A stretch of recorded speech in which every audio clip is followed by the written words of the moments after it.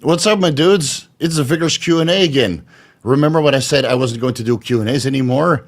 I lied.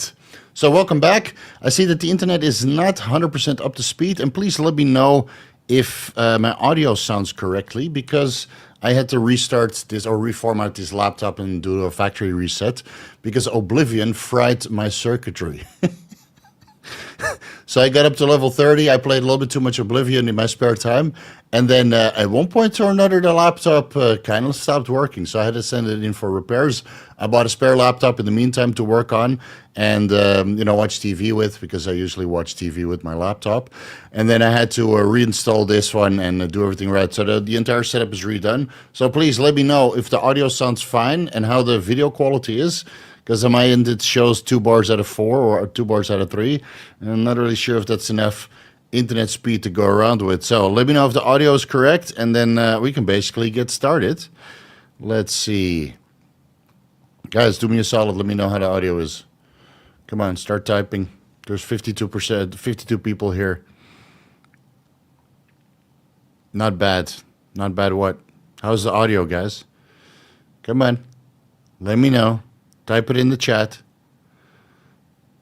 Audio's good? All right, cool. Cool, then we can get started. Let's see. So in the meantime, these last 5 weeks, I've been catching up on all the things that I was procrastinating about, trying to make as many YouTube videos for you guys. That was getting my driver's license again after 15 years, give or take, of no driver's license. I just let it expire here in Thailand and then take Grab premiums everywhere. But now with my wife's baby on the way, which delivery should be probably next week, that's why we can still do a live stream impromptu. So because if her water broke today, then obviously I wouldn't be here. So that's why I kept it to the last minute. But the car is in, the motorbike is in. That I had to kind of learn how to do shift and clutch and that kind of stuff. So that is all out of the way. I got a new website, VigorousSteve.com. That is out of the way. That's been in the making for 6 months. So, and with a new website, even though most of the content is pretty much the same, right? The consultations, the personalized advice by emails, the articles, all that stuff is pretty much the same. The contact form, the affiliates, a little bit of an update there. But the source list, oh man, the juicy source list is up to date as of June 2025. So I had to let a couple affiliates go. We added on a couple new affiliates. So the new affiliates that are there are, we're just going to name it by name, and hopefully we don't get canceled. Anabolic Pharmacist has a website. Yes, please. Omega Amino, the good website from Chase Irons, is a part of the source list. Yes, I'm an affiliate with Chase Irons now. Modern Aminos, as always, whether that's the USA website or the Europe website that's completely indexed. Amino Asylum, one of our good old affiliates. Belly Gus, still there. 24-hour re-up. We had a good discussion about their customer service, and they were able to correct that. So they're back on the list. Science Bio, PCT Marts, RU Pharma, and Bathmate. And RU Pharma is basically replacing Cosmic, because Cosmic I no longer work with, because they were treating their affiliates like absolute garbage, and they were withholding some of my sales. So Cosmic is out, and RU Pharma is in. Anabolic Pharmacist and RU Pharma are both have cerebral lysin available, so that's good. So for all of the guys that were wondering after the cerebral lysin deep dive where to get cerebral lysin, it's all explained in the source list on my website. You go to VigorousSteve.com, you hit sources, and then you can start shopping online with the various discount codes, saving you copious amounts of money in the process. So let's see, we did the new website. We recorded a anabolic roundtable last Wednesday. That will go up on Monday, where we discussed Trevagrumob and Gretasmop and how much of bullshit and wishful thinking that shit is. So we did a pretty 30-minute segment about that. We did discuss the sugar fasting diet, which I did for 3 days. I can tell you a little bit here that even though it did give me some results, it also sent me in borderline roller coaster of hypoglycemia and wanting to eat the entire kitchen cabinet. So that was not a good idea for me. I prefer keto. Now I'm back in ketogenic diet. And we discussed the relative binding affinity of Masteron and Primobolan versus the actual activity at the androgen receptor site. So that was a very lengthy discussion on what is more anabolic, Primobolan or Masteron, and we came to no conclusion. But it's a very interesting discussion nonetheless. And then the usual anabolic roundtable, banter in between. Let's see, what else did I do? I finally finished that Follistatin experiment. The deep dive I'm going to record next week. That script is all done. And then, yes, I promise, Nandrolone deep dive is after that.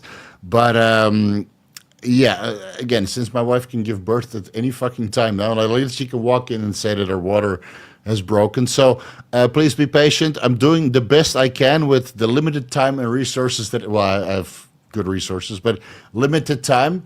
And I'll make as many videos as I can. So this Vigorous Q&A is just spontaneous. I figured I might as well do it with the new website and the source list, inform you guys that that's all done. And I can't promise that I'll be here next weekend, but I'll just try to come show my face as much as I can and then entertain the questions that you are all asking me. So David Zumwalt, welcome to the Vigorous crew. Mike Freeman literally stopped watching or stopped doing my MMA drills for that. Yes, let's go. Let's see who canceled their membership. So I think you had 150 memberships, give or take. And we have about 110 left. So thank you for all of your support, for all of the guys that stayed. For the guys that don't know, if you have a question and you're a Vigorous Crew member, then just post it on a video. I'll check the comments almost every day or every 2 days. And if there's a question there, then I'll just answer it there. You know, you support me, I support you right back. You don't have to wait for the Vigorous Q&A. You can literally ask questions on every single video. I mean, you send me $10 and I'll take out the time out of my day to answer your question there. So any video will do, like the most recent comments I see. So just post it there. And otherwise, hold out to the Vigorous Q&A, which comes around sporadically. Let's see. Dolmatov is here. Buddy to Zeus is here. Freeman is here. Let's see. Audio is good, so we can get started. Did I buy a Lambo? No, I bought a MG IL6, which is basically a Tesla Model Y knockoff. I rented a Tesla Model Y because it took me a little bit too long for this car to arrive. I never owned a car. I always had a lease car back in the day. It was a Volvo or something along those lines, or something in between, a Peugeot here and there, a Honda. So I bought a MG, which is used to be a British company, but it's bought by China. And then they're the importer here of the IM LS6, which they rebranded to the L6, which is basically a Tesla Model Y knockoff. So I rented a Tesla Model Y for a while to kind of see how that went. It's a nice car to drive. Yeah, I like the regenerative braking and the one pedal one pedal gassing to give. Well, you don't give gas, you give electricity. One pedal driving. So I bought this LS car made from China that is a little bit cheaper than a Tesla Model Y, because this is not really the car I want. This is just an in-betweener until the car that I want comes out. More on that later. And so it also had regenerative braking and one pedal driving, but it's not as good as the Tesla Model Y. But I'm saving myself $20,000. So since these EVs, they don't really last long, I decided to just go with a cheap Chinese knockoff, which has all the functions, the bells and whistles. Looks very, very nice, but it's not as good as the Tesla Model Y. But, they depreciate so hard that might as well go with something cheap that's safe and well-reviewed and well-rated. What I'm waiting for is the Honda Saloon Zero, or Honda Zero Saloon. I haven't decided yet between the Honda Zero SUV or Honda Zero Saloon, which is basically also an SUV, but it's a little bit lower. Basically, it looks like a Countach had sex with a Cybertruck. And the SUV looks something like it's straight out of... I'll link it down below, so you guys know what this concept car is. Honda... Let's see, Honda Zero.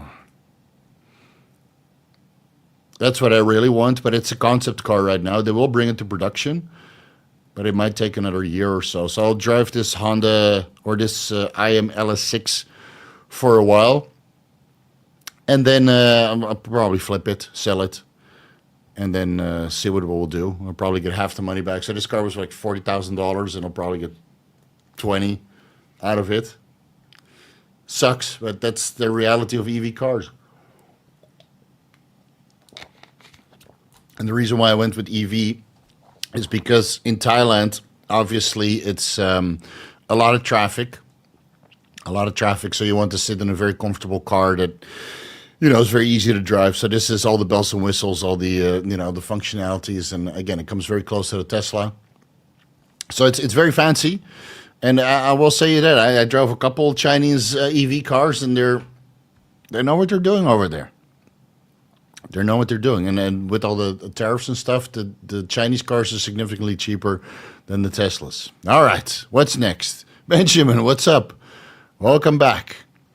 Mike Freeman is reporting, adding GHRP2 and CTCino DAC, feeling amazing as if I'm back on a low dose of Genotropin. Okay, so you're producing a good amount of growth hormone yourself. I think those realizing secretagogue peptides have their application for someone like me at 44 years old. Yeah, you might get like something or like 2 or 3 units of growth hormone. But if you want more, they obviously needs to go exogenously. So I finished that Follistatin experiment a couple of weeks ago. I switched to, what is it called, Ngenla from Pfizer, and I'm running that at 6 milligrams per day, which should be the equivalent based on the molecular weight if you discount for the beta-HCG subunit. If you discount for the subunit, then 6 milligrams of Ngenla equals about 10 IUs of actual somatropin growth hormone. So that's what I'm running right now. That's why my face is a little... I'm also taking it easy, guys. I got too much going on for hardcore bodybuilding right now, even though I'm taking a hardcore bodybuilding dose. But I wanted to see what this Ngenla does to my blood glucose levels. And so far, so good. Hemoglobin A1C didn't really budge. I had terrible blood sugar fluctuations during the Follistatin experiment and then later during the sugar fasting diet, especially on day 3. So I had to discontinue it. It was all over the place. But on this Ngenla, on a ketogenic diet, in the slight caloric deficit, I'm pretty happy, and it's less water retention than 10 IU's generics that I got from Belligas in the past. So I'm liking it so far, and I'm retaining all of the gains. So still pretty good, about 105 kilos, 230 pounds, give or take, with 3 training sessions a week. Yeah, I'm on a little bit of a bodybuilding vacation. Epi is so damn expensive. Well, it's because it's pharmaceutical grade, and with a discount code, you get 10% off. Hey, so it's 10% less expensive. Vigorously driving, Joshua Perry, the ultimate Vigorous Crew member. BEC, new member. What's up? So you went gay. See, this is what Dutch people do. They can never be happy for you.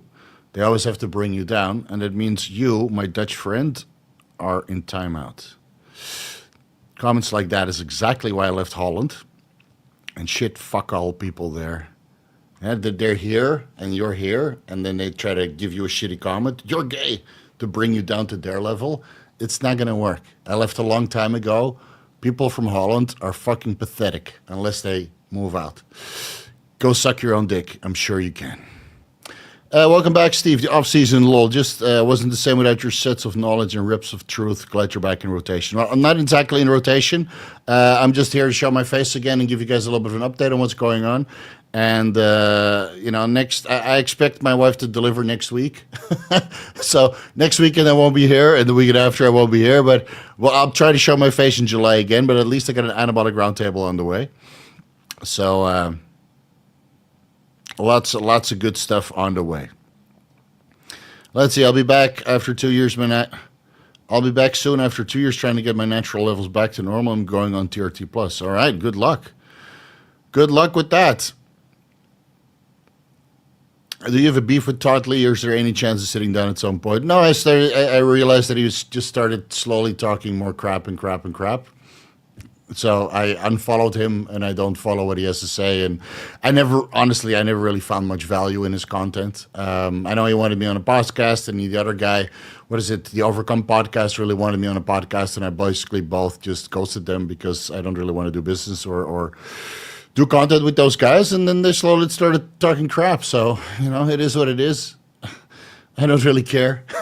Well, we sit down, discuss if Masteron is anabolic or not. Sure, if you run 3 grams of Masteron, it's anabolic. Will it make you look like garbage? That too. So what's there to debate? But he's an IFB pro and a doctor, right? So what do I know? Let's see. Hope is all well. Yeah, all is well. Super chats are rolling in, so we can get to business. Let's see if anybody else gets as many super chats as I do. Hey, Steve, currently running 300 milligrams a test, 50 milligrams Aromasin per week. I'm assuming 8 IUs growth hormone per day and 1500 IUs HCG per week. Cystatin C, this I'm all assuming, right? Cystatin C is 0.99. That's a little bit too high. EGFR 88 milliliters per milliliter per minute. Creatinine 91. So that's also a little bit on the high. Actually, that's not too high. Man, I can't remember this micromole range. Actually, somebody just send me. Let me quickly check. Let me quickly check this micromole range. It's a little bit on the high side, but not super high. Planning on adding 8 grams of estragados. How fast will it work? Well, there could be dehydration going on. There could be like some aldosterone modulation going on from the growth hormone. And actually what we'll discuss on the Anabolic Roundtable, we discussed Poloxamer 188, which can have a negative effect on your kidney function, which the studies and the referrals will be linked down below. So all the pharmaceutical growth hormones that are reconstituted, produced in a cartridge, or the large majority of them, have Poloxamer 188. We wanted to discuss that on the previous roundtable, but Kurt's made a little bit of boo-boo, and that happens sometimes, right? We have so many of these medical jargons in our head. So he said it was Poloxamer or Boloxone, and we couldn't find it. So normally we kind of prepare on the day, right? And start to look from some studies and have a good read. So we're well prepared for the podcast. And we couldn't find it. And then after the podcast, Dean found out that it's not a Boloxone, but it's Poloxamer 188. And then he found a couple studies where Poloxamer 188 increased creatinine and cystatin C levels. So that's something we discussed on the previous podcast, right, where glomerular filtration rate went down by the use of growth hormone. And it could be that it's caused by the Poloxamer 188. So that's linked in the podcast. So just wait until Monday. You know what? I know you guys don't want to wait. So let me find you that book. Actually, it's in my email. I'll just link it down below. Give me a second. Because I know you guys all have ADHD. She's like, bro, give me the information now. I got these cheeseburgers, man. Here it is. It's just a link, no citation. It's right under the Honda link. So there you can see that some pharmaceutical growth hormone formulations have Poloxamer 188. And where's that study? I don't have it here. All right, you have to wait until Monday then. So, but there's a study, just type in Poloxamer 188 and creatinine or kidney function. So it could be that the growth hormone that you're using, whether that's generic or pharmaceutical grade, has a good amount of Poloxamer 188 to kind of keep it in solution, especially the case with pre-constituted pharmaceutical grade growth hormones like Genotropin, Norditropin, Omnitrope, right, all got Poloxamer 188.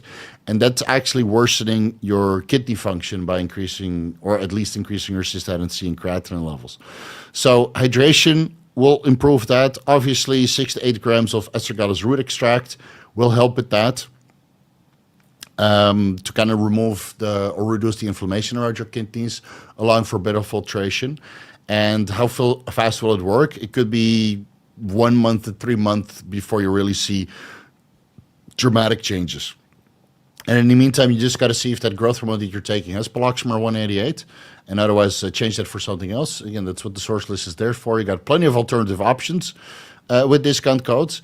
And how fast will it work? It kind of depends on the total picture, right? I mean, maybe your cystatin C has always been this high, but you just started checking it. Maybe your estradiol levels are high, and thus your aldosterone system is kind of at a point where you're holding this cystatin C and creatinine in your body, and then maybe you need to go on something that kind of helps with the excretion, like astragalus root extract, or telmisartan, or sodium glucose type 2 inhibitor, or bring your estradiol levels down. Or with 50 milligrams of Aromasin, I would say that that's pretty okay.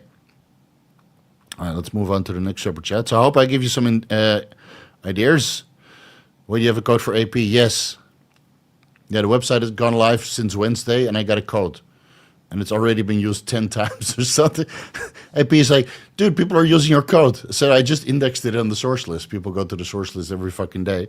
And now the source list is completely updated. Look at this fucking cannon, dude. What the fuck? TRT, bro. and a lot of GH. So yeah, I got a code. Use it from now on.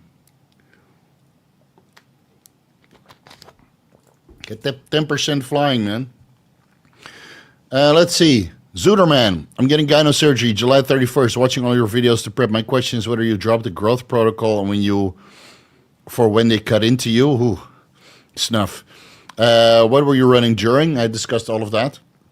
I'm currently on foreign test 200 primo before I use growth hormone. So yeah, I cut everything to TRT because I did multiple surgeries, right? So I did the gyno surgery, I did the leg surgery, I did the LASIK eye surgery.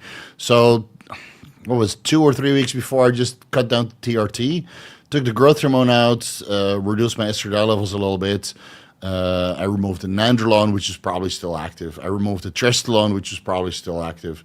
I removed the Anadrol and the YK11, which should have been metabolized 2 weeks before the cycle. So in your case, I would just go down to 200 test, take the growth hormone out, remove all of the swelling, right? Remove all of the excess estradiol so they can, visually see what they need to cut. Because if you're bloated as fuck, then obviously they don't really cut into bloated people 24/7.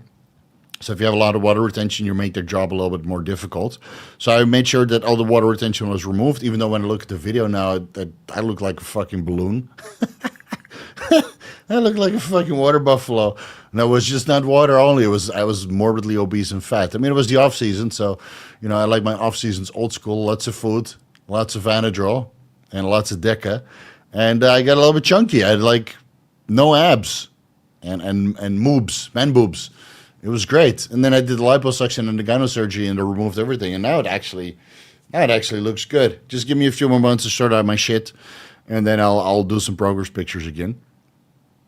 So yeah, I would take everything out, and then just on the Clips channel, again, guys, subscribe to the Clips channel where all of my long form content is chopped up into bite-sized 8 to 12 minute videos. We got about 4,000 subscribers now, and I'd like to see that go up to 50,000 so we can monetize the shit out of that. Those gyno videos have just dropped. So you can either go to the gyno video that I got on this channel or the little clip about the healing protocol. And it's basically just TRT, growth hormone, 4 IUs or 5 IUs I did, and 4 IUs is totally fine. TB500, BBC 157, and actually the entire healing protocol is already linked down below. The injury and surgery recovery protocol, all you have to do is go to the description of this video and you get it all.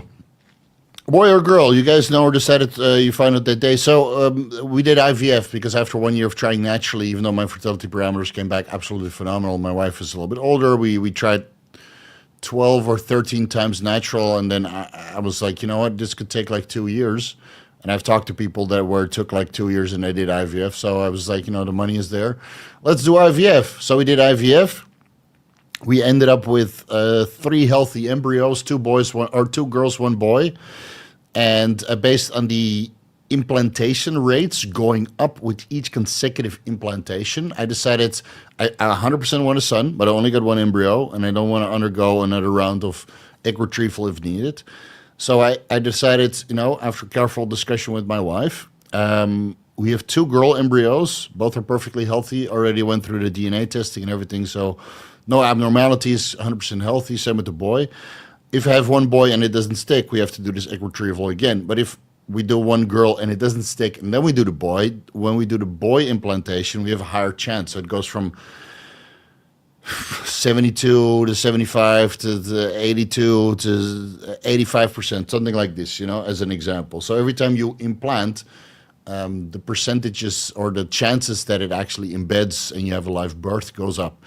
So we did a girl first, stuck right away, and with the miraculous fertility protocol that Dr. Jongjae from Jettinen Hospital prescribed for us. So that was all good. And now we're expecting literally next week. Yeah, girl. And then I think my wife wants the boy pretty fast, so we'll give birth to the girl first, obviously, do the breastfeeding, the raising.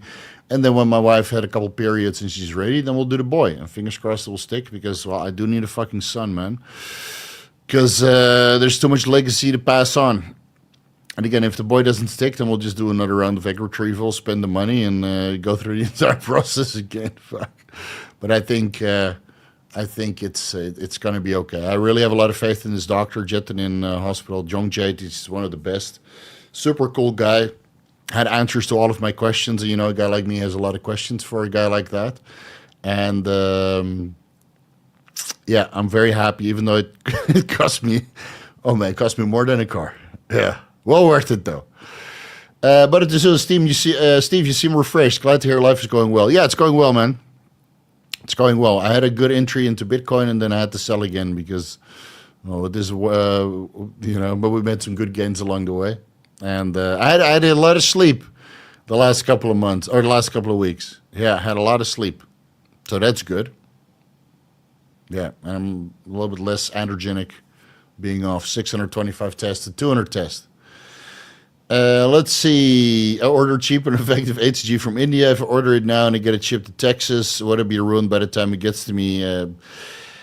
I would check out the source list and order Merck Ovitrel, because the problem is I've done so many fertility consultations over the last 2 or 3 years for a lot of guys that use urine purified HCG, and whether that comes from India or locally produced, it just doesn't hit the same. Serum levels, beta HCG levels aren't the same.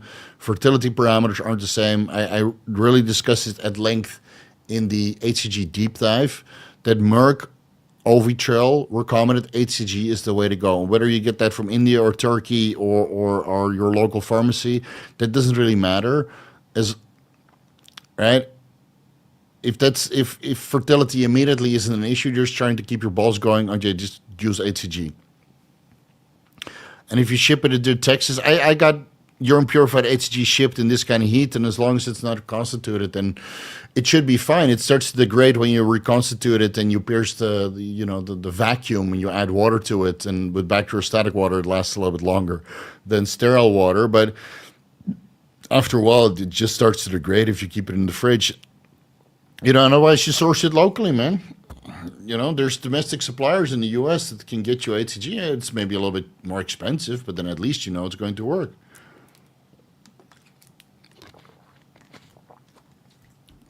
It's one of the reasons why I never order anything in summer. So from February to about June now, I don't order anything online, so I'm just working through my stock.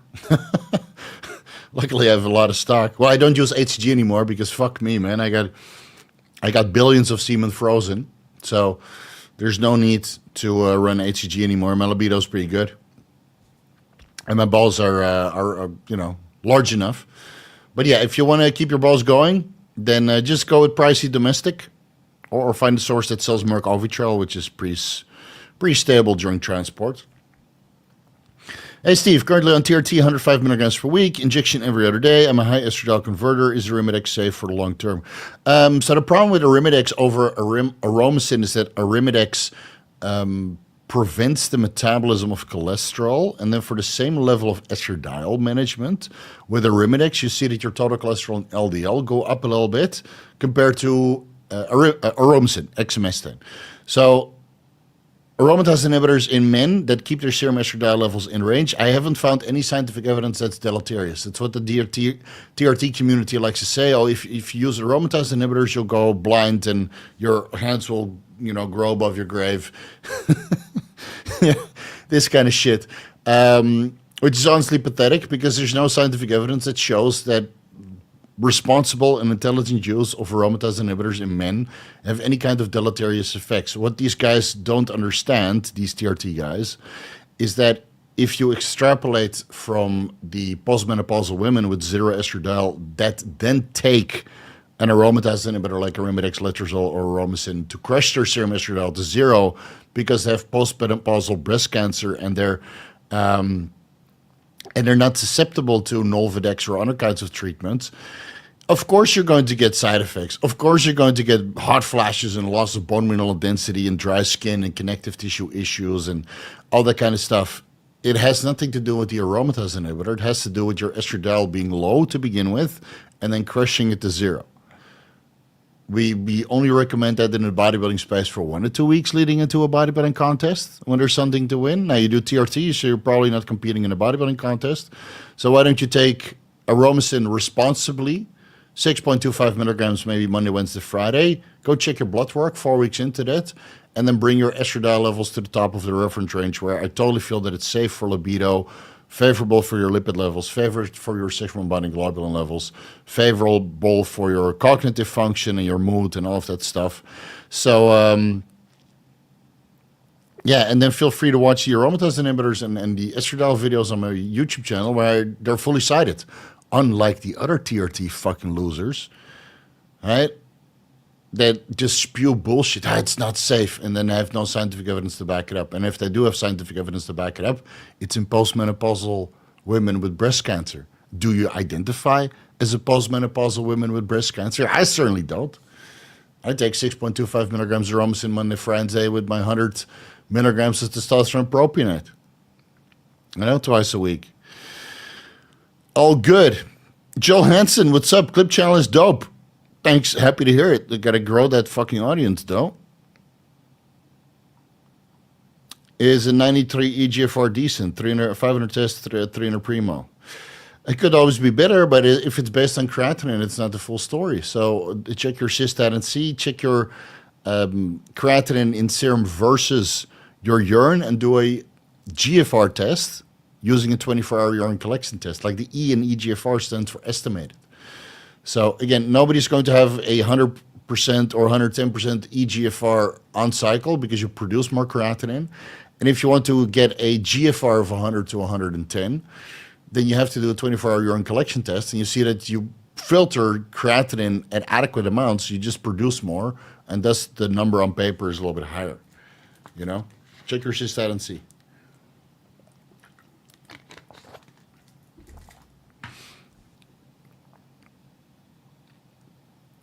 Let's see. Darwin Vincent.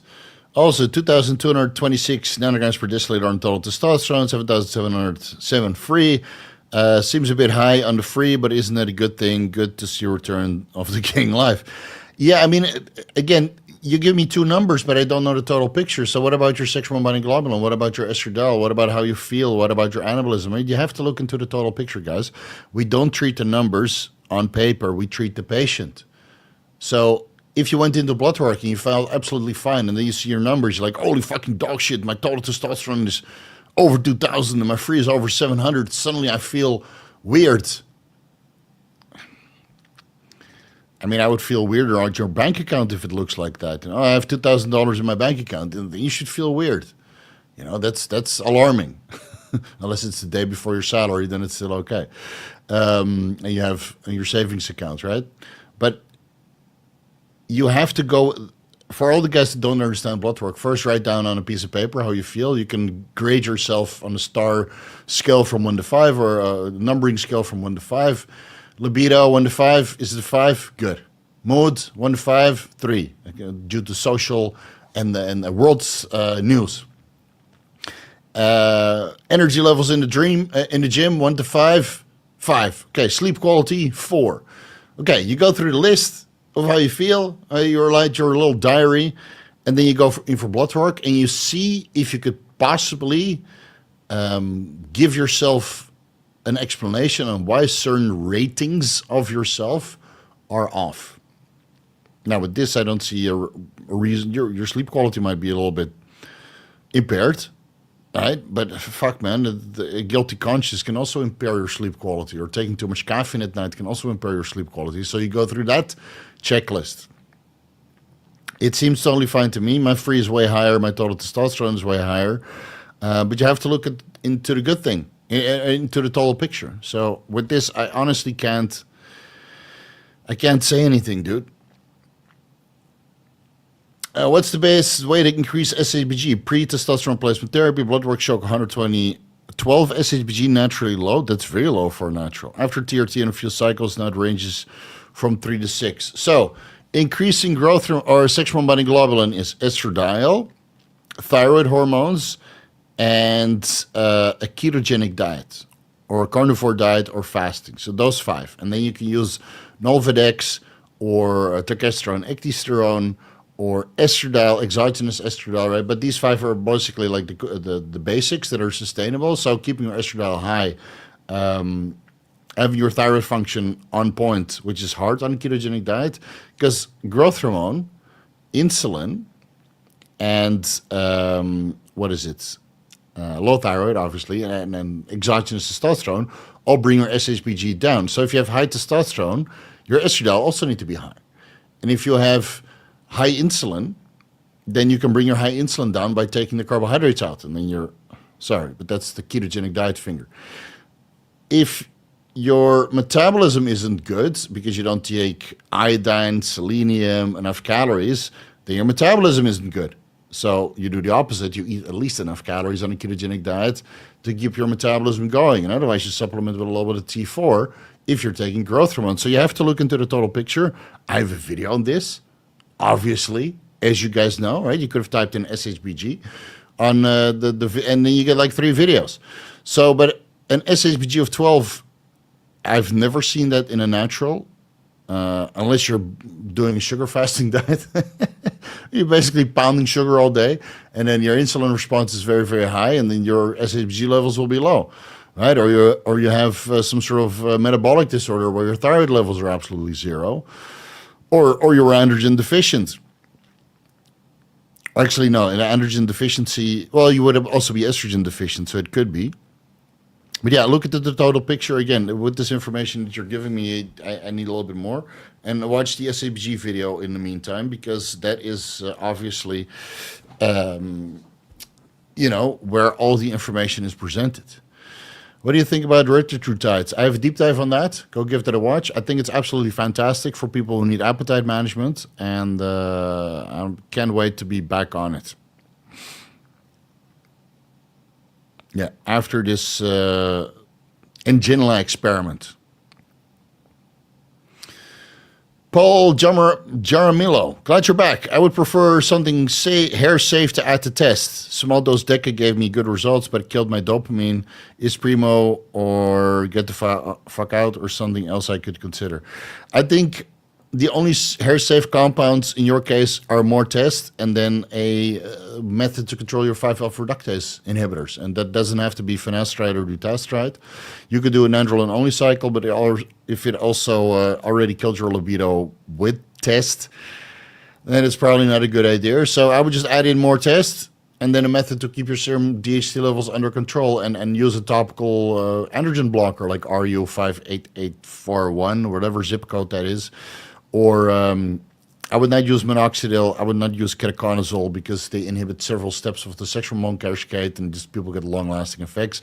Same with finasteride and dutasteride. It's pretty brutal in some people. So I would rather do a topical androgen blocker like RU58841 mixed into your shampoo, and then look into salt palmetto and pygeum and maybe a reishi mushroom extract to bring your DHT levels down somewhat. And again, guys, hair loss is multifactorial. It's not just solely related to the steroids. If you eat healthy, low stress, you let your scalp breathe, and you don't wear hats the whole time. Like, I think wearing hats just makes you fucking bald also. You avoid all the chemicals that are associated with hair loss. You use a little bit of GHK-Cu or some growth hormone. You keep your estradiol levels elevated. A healthy diet with all of the micronutrients that produce normal hair, then I think you're totally fine. So, but in your bed, if you already gave Deca a try, Dianabol, you could look into. But Primo, Anavar, Winstrol, Mastrone. Yes, Mastrone is not hair safe. I don't care what anybody says. All the guys that say that Mastrone is hair safe, they're fucking bald. So, like if I said Mastrone is hair safe, okay. Like, look at this, dude. There's so much hair, man. I have to trim it 3 times a week.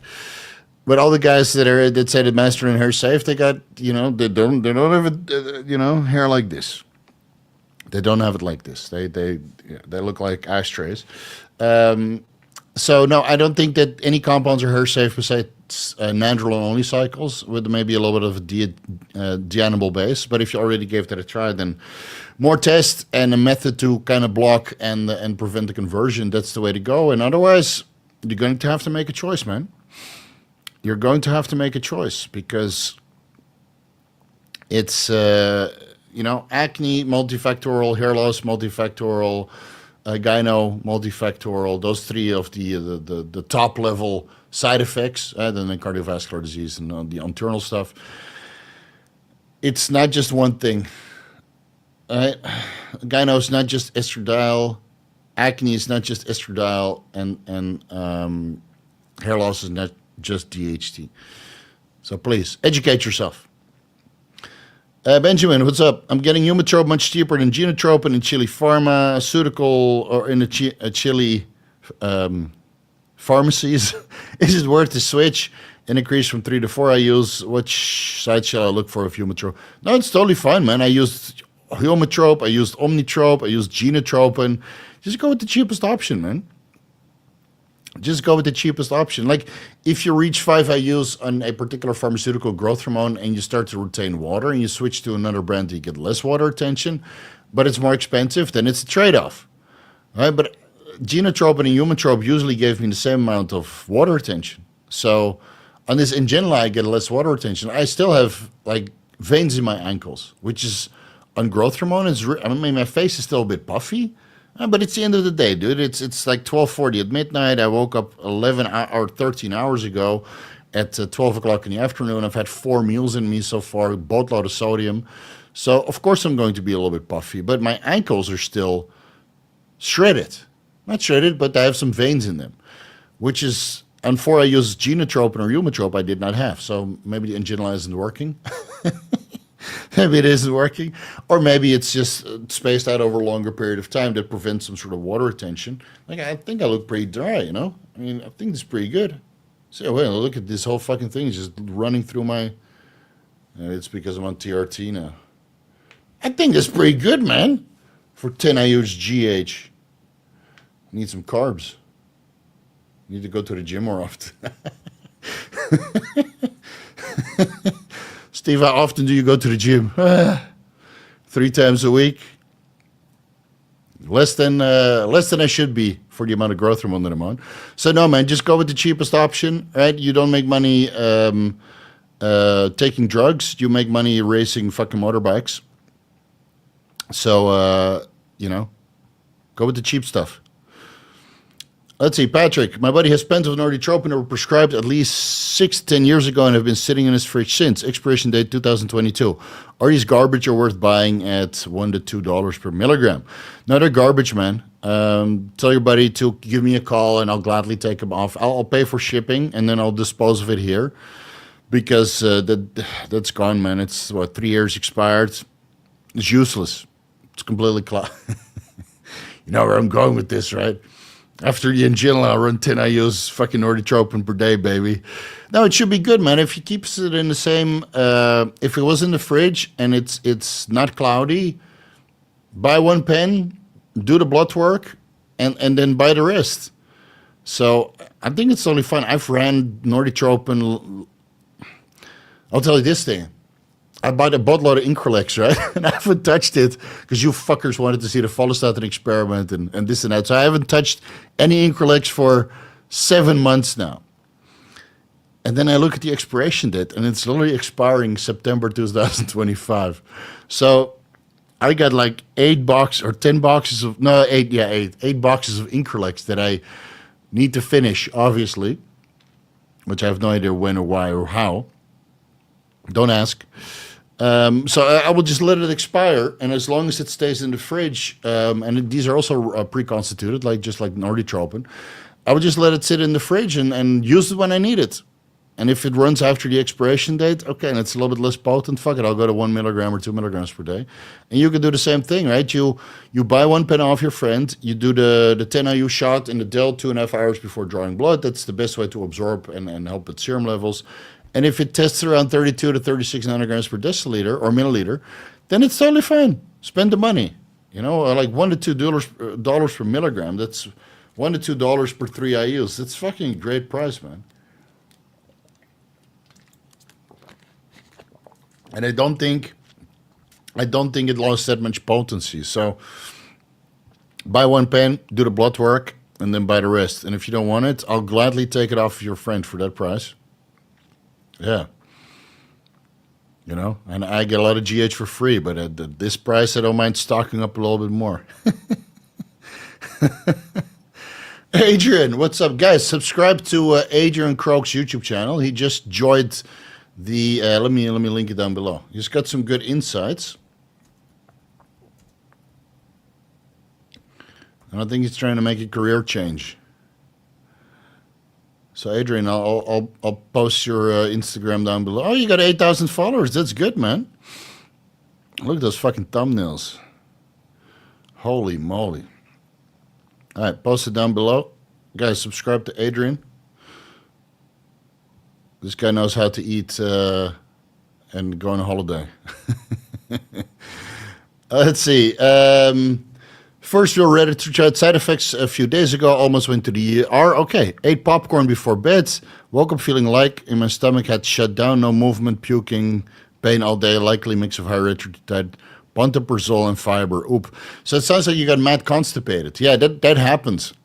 I've heard stories like this as well. So popcorn is, of course, it's Coach Greg approved, but it's not Vigorous Steve approved. So shame on you, Adrian. And if you take popcorn with pantoprazole, which is a proton pump inhibitor, and fiber, then basically your stomach shut down and you just created some sort of brick. And then if there's no movement, then at one point it just gets stuck and you have to puke it all out. Yeah, so be careful what you eat, and especially the higher dosages of erythrocyte. The intestinal motility is obviously not going to be the same. You might get constipated. You might, get constipated to the pain you're constipated to the point you're fucking puking your brains out because it's not coming out one side, so it has to come out the other side. And be careful what you eat, man. How can you eat popcorn or erythrocyte, dude? Don't do it. Don't do it. Anyway, guys, did you make a video about this? With some words of wisdom. The only side effect of erythrocyte is that it's fucking expensive if you want to run it long term. Yeah. Thoughts on keto and erythrocyte? Seen things about potential ketoacidosis. I did keto and erythrocyte for months, and it was totally fine. And that's exactly what I'm going to do once I add it back in. So, yeah, you can go into ketoacidosis. Could be. Could be like, if your blood glucose levels drop too much and you produce too much ketones, then obviously you can go into ketoacidosis. You know how you get rid of ketoacidosis? Exercise, activity, and hydration. And when you're taking erythrocyte, you're obviously trying to get lean. So by staying active and burning through those ketones and staying fully hydrated, you don't really should get into a place of ketoacidosis and if you're eating a high protein diet, then you get some gluconeogenesis, keeping your blood glucose in a range where the erythrocyte will not suppress it to the point that you get too much ketone production. So I don't think it's going to be an issue. And again, this should be with you at all times, and then you should be close to a toilet at all times. And otherwise, you take some Mirabicron that goes well together with erythrocyte, so you can expand your bladder and then piss up a storm when you go to the bathroom. And then you're fine. Let's see. Lugo. My father's total testosterone is 1,150 nanograms per deciliter, SHBG 82 nanomoles per liter, which is high, yeah. Free T 78, it's still a bit lower. Bioavailable 174, lower. Could you recommend something like 3 milligrams of boron for SHBG? Yeah, you could look into that. Or you could increase his carbohydrate intake to increase his insulin levels and thus bring his SHBG down. Because if there's anything that suppresses SHBG, it's insulin or exogenous growth hormone. So you can either put him on more carbs or exogenous growth hormone, and both will bring your SHBG down more than 3 milligrams of boron or any other over-the-counter supplement that is touted to reduce SHBG levels. So if your father is somewhat reasonably healthy and he exercises and he doesn't want to take TRT, obviously, well, yeah, because he doesn't fucking need to, then maybe a little bit of growth hormone or a carbohydrate-rich diet is a way to go. Then again, if you free up his testosterone levels, is he going to feel better? Maybe not. If you want to use a medical intervention, then 12.5 milligrams Proviron per day, 6.25 milligrams morning and evening, might not suppress him,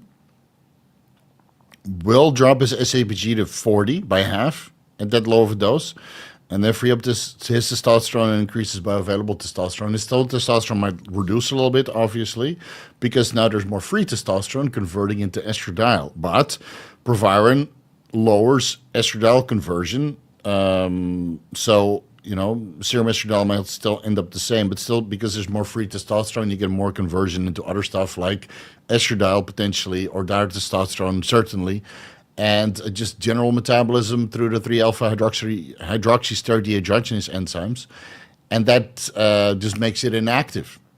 Right, so free T is more susceptible to metabolism, and it could be a multitude of different metabolites like DHT or estradiol, or something that's inactive, right? And then it's excreted from the body.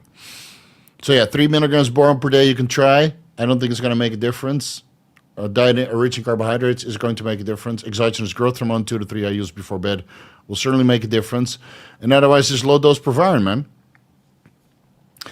Mike Freeman, could you expand on your site enhancement protocol with GHK use, please? Sounded very interesting when you mentioned it in the Winter Revenge show. Was there a specific protocol for injections? Think about rear delts. So what I did was 5 milligrams in my outer tricep head. So that's here. This one maybe. So here, you see the peak, right? That's always difficult. You see this peak? So this is basically this entire area I sculpted with GHK copper. And the protocol was 5 milligrams post-workout for 3 days following the tricep workout. And then I did that twice a week because I trained triceps post-chest day at that time and then post-shoulder day. So I did like 4 working sets because you do a couple pushes for chest day and a couple pushes for shoulder day already, and then like 4 working sets on tricep isolations, and then post-workout I would go home, take my shower, pin my GH, and then pin 5 milligrams GHK copper left and right, and then work through the burn because it burned like fucking crazy. I did that for my teardrops that worked a little bit less effective, less permanently. I would say that the teardrop size, nothing to write home about, but the tricep size is definitely there. And then for you, if you want to do rear delts, then yeah, you would have to pin it in the rear delts, and we just zipper it around to kind of sculpt it. And make sure you book plenty of sessions with a deep tissue massage therapist, because you create some collagen adhesions. Obviously, you're stimulating collagen synthesis directly at the site of administration. So you want to do deep tissue massage therapy and some Grassland technique to kind of break apart those adhesions. Otherwise, it just looks lumpy and bumpy, and you don't get good blood flow for actual muscle growth in the long term. So I did deep tissue massage therapy twice per week on my triceps, basically the day before I trained triceps again. And then I would train triceps and follow that with a 3-day GHK copper protocol. And then Anavar, right, basically the entire stack that's linked down below. Anything you can do for collagen synthesis, that will be a great idea.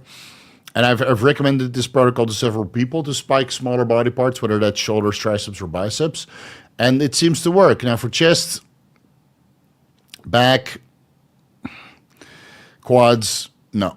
Doesn't work. Maybe for calves, right? I have a little bit of a nerve impingement right now in the calf, and there's a couple of people who reached out regarding shockwave therapy and electrostimulation and some other therapies that I could look into. But it's a little bit difficult to do here in Thailand, and it would involve a lot of travel time. So probably a GHK copper protocol is a little bit easier to start spiking my calf. But at this point in my career, after 25 years of training, I'm like, you know what? It is what it is, man. It is what it is. So for you, if you want to spike your rear delts, go for it. Yeah, 5 milligrams per site, basically 3 days after, for 3 days after your workout, because that's how long protein synthesis is kind of upregulated, right? After the workout.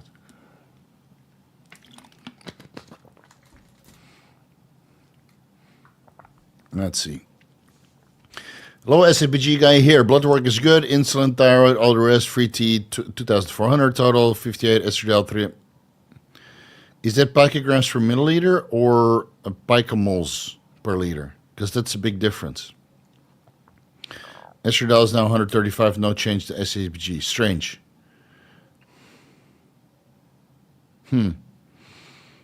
Both are extremely high. And both are low. And in both cases, SHBG is low. Justin, let me know what range that is, because it's a bit of a difference. Any problem taking Mirabegron with Jardiance? No, I don't think so. No, I don't think so. I think that might help with fat loss. You know, you might, keep a lot of glucose. Jardiance is that's a DPPY, right? Jardiance. Or is this empagliflozin? Man, I always mix these two up. Oh, it's empagliflozin. Okay. So any problem combining mirabegron with a sodium glucose type 2 inhibitor, Jardiance, aka empagliflozin? No, I don't think so, even though Jardiance, empagliflozin, is linked to urinary tract infections because you're continuously peeing out glucose, and that's what these bacteria feed on. And if you're holding more urine in your bladder through mirabegron's relaxation of the beta-3 adrenergic receptors, then you have even more glucose in your bladder and a higher potential to get a urinary tract infection. Long story short, if you do this, shower, use some antimicrobial shampoo on your junk, and don't stick your junk where it shouldn't be going. And then I think you'll be okay. I've used both. And my junk only goes to the highest quality female out there. And that's it. I see you watches your cooch very well. Steve, when you dream at night, do people in your dream talk Dutch or English or both? Always English. I don't dream in Dutch. I barely talk Dutch. I only talk Dutch with my family. It's kind of so every time I talk Dutch, it feels like I'm not me. It's so weird. Like when I talk Dutch with my best friend, it's okay because we have a good relation. But when I talk Dutch with my family, it's like an old version of me that I desperately tried to leave behind. I mean, we all try to escape, all right? Oh, man. My mom is coming in September for 3 weeks. It's going to be great. Do her a little prayer for me, guys. It's going to be... I knew this man would get bored not to return. Yeah. I had a couple great Saturday evenings, though, man. I'm going to tell you that. My wife's like, don't you have a Vigorous Q&A? I'm like, nope. We're going to sit here and watch another fucking movie. So, watching another episode of Stargate. Sinners. That's a great movie, by the way. I really liked Sinners. And then today we watched Strange Days, which is, 1995 or something like that, with Ralph Fiennes, one of his earliest roles, produced by Catherine Bigelow. Man, that movie is great. Like, there's cinema shit, let's be fucking honest. So Sinners, I didn't watch in the cinema, now I wish that I did. Like, if you like From Dusk Till Dawn, this is basically the same. Sinners, I was really impressed. But man, what good movies did I watch in the cinema that's actually worth remembering? I don't think there's going to be anything this year worth remembering in the cinema. Maybe Avatar at the end of the year. But that's about it. Yeah, but I had a couple good Saturdays. Post-ACL surgery, Rick, and what compounds could you bet the Nandrolone? What stack for week? Okay, it's linked down below, dude. It's linked down below. We've gone over this. It's linked in the description section. Neurological strength, maybe look into ARA 290 on top of that.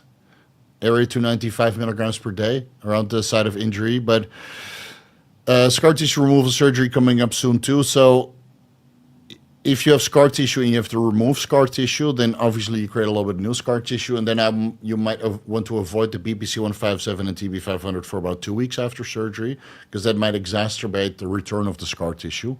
But the other stuff like Anavar, GHK copper, collagen peptides, again, guys, it's all linked down below. I get these questions so many times. The whole protocol is just down below. A Russian name. Or Cyrillic person. Cyrillic, right? Cyrillic.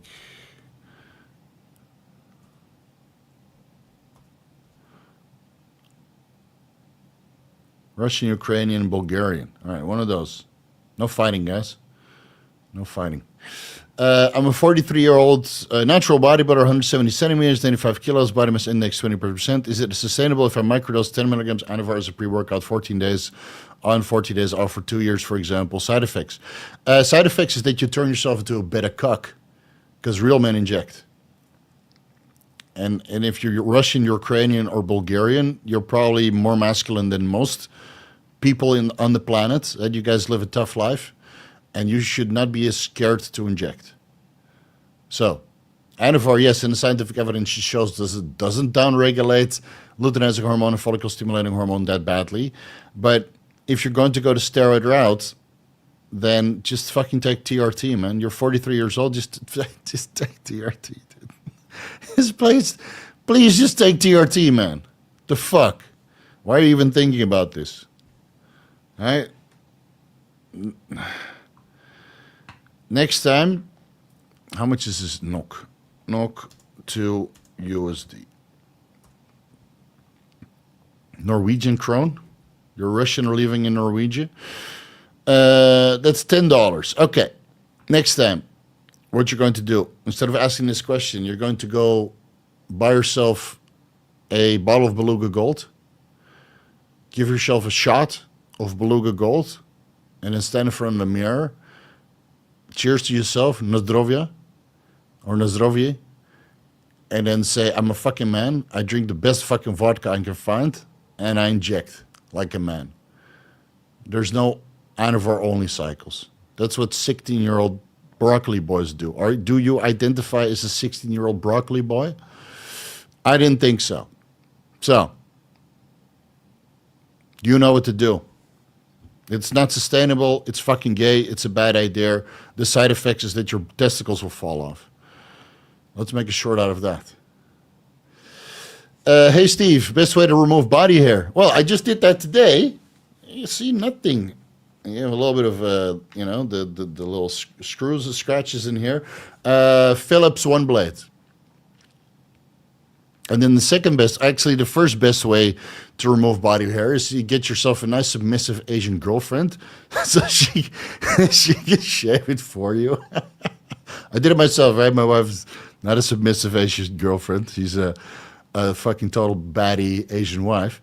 But the first step would be to get your submissive Asian girlfriend to do it. You just lay on the couch. Say, babe, get busy in between the cheeks too. Toss my salad. And then the second best way is to do it yourself. It takes about an hour. I did it today. I did the hair, the face, and the entire body. It took me about an hour. Do it once a week. You gotta look good, man. Two, I use GH for lipolysis. When do you see body changes? You start seeing body changes when you combine that with daily fasted cardio and caloric restriction. Come on now. Congrats, Daddy Steve. It's no kid yet, but I'll take your congrats in consideration for next week. Any plans to do more videos about entrepreneurship? No. Nootropics ranking? No. Roundtable with Gordon Dean? No. It just doesn't get views. It's a shame, man. It's really a shame. Like the things that I'm interested in, and sometimes I ask you guys, what should I make videos about? I make a video about it, doesn't get any views. So the ROI on a lot of content is just not there. Entrepreneurship, people don't want to know about making money. They just want to be broke and blame the government. And nootropics, they don't want to know about because they don't want to be productive. They'd rather just watch TikTok. So I have a 7-part deep dive about entrepreneurship, and I would not be able to contribute much to that. So just if you want me ask me a question about entrepreneurship, it's better if you just ask me about entrepreneurship here and spend your $10 super chat that way. It's like, hey, Steve, what do you think about this business idea? And I'll gladly answer it for you. But doing more deep dives on that topic, fortunately, man, it's people just want to be lazy and stupid and take way too much drugs than they need, and then they only want to take the popular drugs. Like Nandrolone. Nandrolone deep dive. You know, instead of telling them something new about myonosyl tripyrophosphate or sobuterol or MOTS-C. MOTS-C did okay. You can only give people information about what they already know. And I can make videos about, like all the I don't know if you guys noticed, but the recession fear-mongering is really popping off on YouTube. That's what people want to know about, you know. How can I complain more about the government, about this upcoming recession? When the money is going good, you solidify your finances by making smart investments and not spending so goddamn fucking much money on bullshit. Then when the recession hits, you're good. Yeah, but no, motherfucker. Look into the real estate cycle and prepare 18 years in advance. Do you find carpal tunnel from growth hormone increase as you bulk? Do they increase blood glucose levels? No. Body fat? No. I've been on 3 months getting bloods done soon. No. So it could just be water retention because you're getting fat. It has nothing to do with your glucose levels or maybe your body fat levels. But, you know, if you're bulking, you're eating a lot of food, you hold more water. If you're bulking, you're getting body fat and thus you hold more water. And the growth hormone makes you hold more water. Taurine, potassium, magnesium, and then maybe empagliflozin, those 4. And I know you're going to go straight to the empagliflozin to minimize the growth hormone carpal tunnel. But, you know, you should do blood work and then come to me to see if there's any problems. And then even then you probably won't see any changes on your blood work that could make you pinpoint that you have carpal tunnel issues. So if you have carpal tunnel, do a mini diet, reduce your growth hormone intake, and then slowly build the growth hormone and the calories back up again. In the meantime, you do blood work, you know?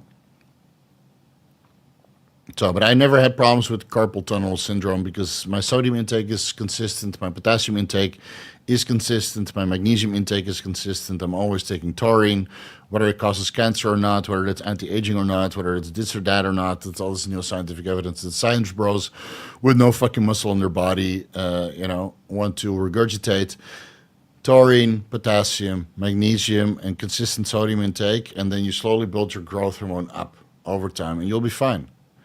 And if that's not the case, then you either deal with the side effects or you lower the dose to the point that you don't have side effects, and then you just say, like, oh, okay, this is the maximum I could run without side effects, and it is what it is.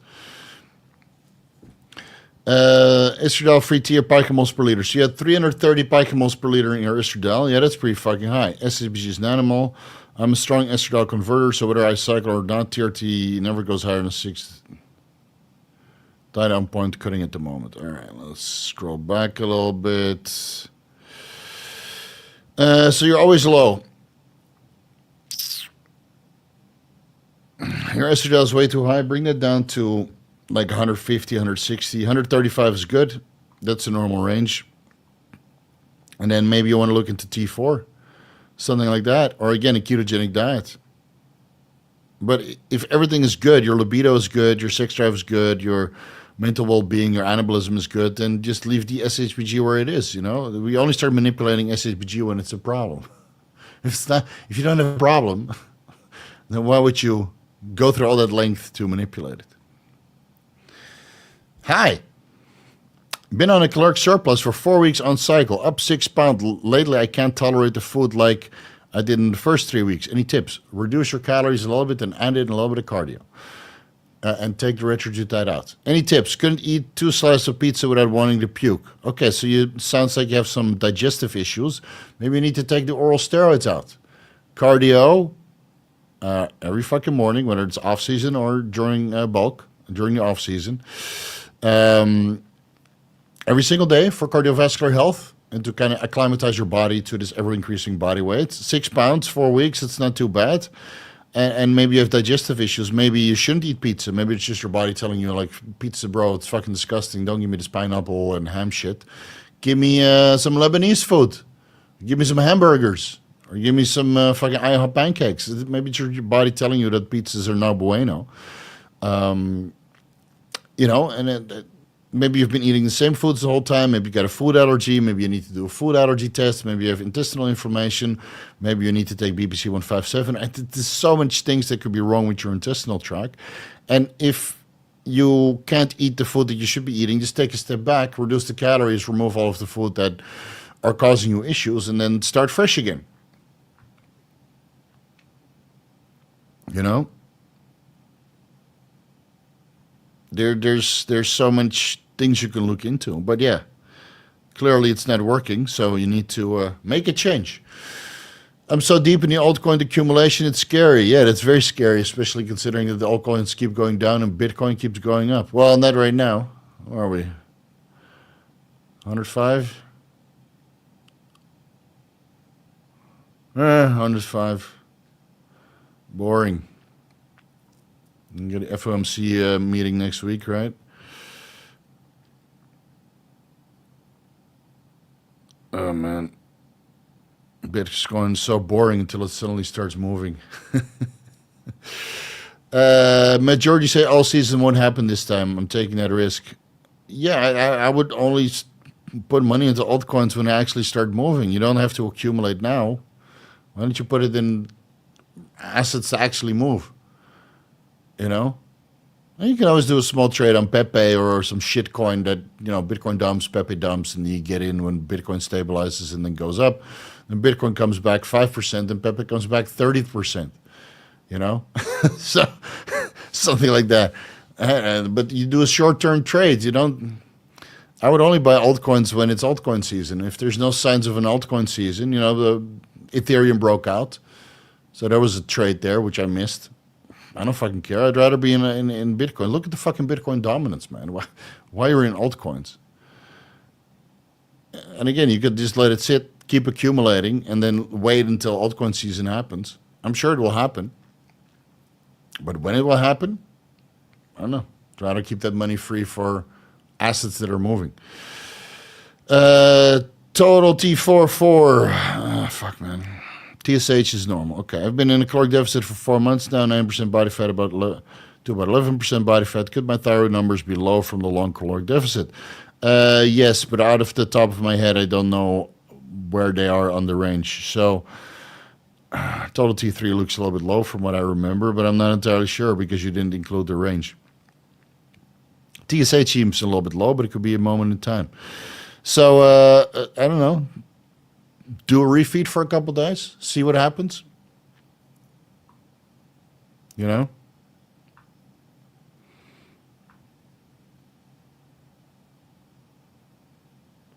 See what happens.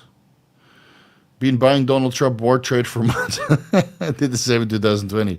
Buying weakness and did very well. Yeah, so that's what you need to do. Buy weakness. Like we have some weakness right now. And I bought it, and then I got stopped out. So now I'm just waiting for a lower price. So, well, we'll see what happens next week because we got an FOMC meeting about rate cuts, which I don't think there's going to be rate cuts. I mean, there's, 0.5% chance that it goes to, down 0.25%. So then again, it's on resistance, so I don't know, man. I've done pretty well since the bear market. So I'm not too bothered. Aaron, 1 year of insulin use has driven a lot of fat accumulation in the flank. What do you think about cryolipolysis, cool sculpting, which permanently destroys the fat cells? I'm a classic physique competitor. Get off the insulin and start dieting. And then if you need cool sculpting cryolipolysis, then you can always do that later on.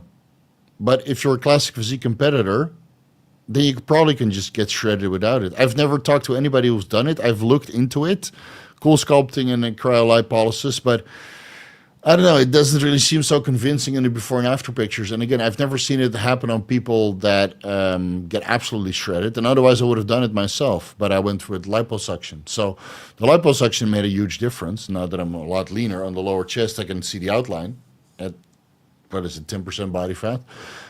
Which I never could up until I was 8% body fat. So when I get down to 8% body fat, I think it's going to look really, really good. When I will reach 8% body fat,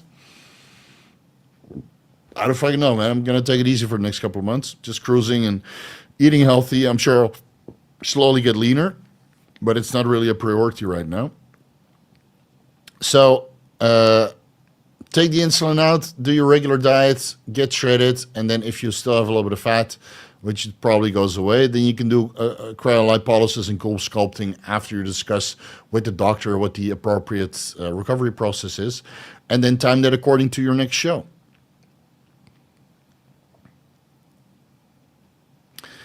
As to why I scratch my head, libido and sex drive isn't good, mental well-being is poor, brain fog, etc. Only gains is decent. SHBG is the only red marker. Okay.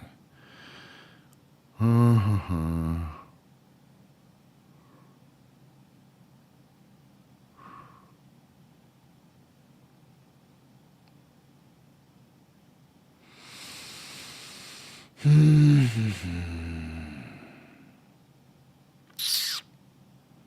be low SHBG. Maybe need some Nolvadex. Bring it up. See what happens. 10 milligrams morning, 10 milligrams evening. Or maybe some T4. Maybe you just need a week off from the gym or 2 weeks off. Maybe you need a vacation. Maybe you need to eat better. Like libido and sex drive could be multifactorial. Maybe you just need to eat a little bit more healthy fat. Maybe you've been eating too clean for a while. Maybe you're stressed out of your fucking mind.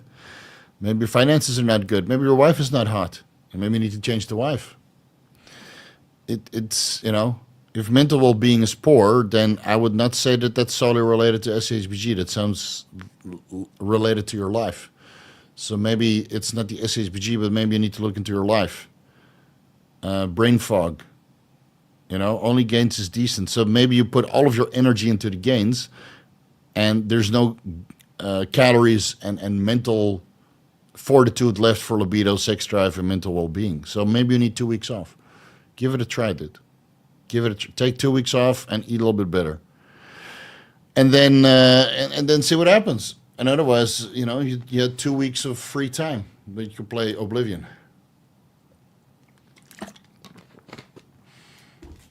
Maybe 2 weeks off will magically increase your SHBG levels.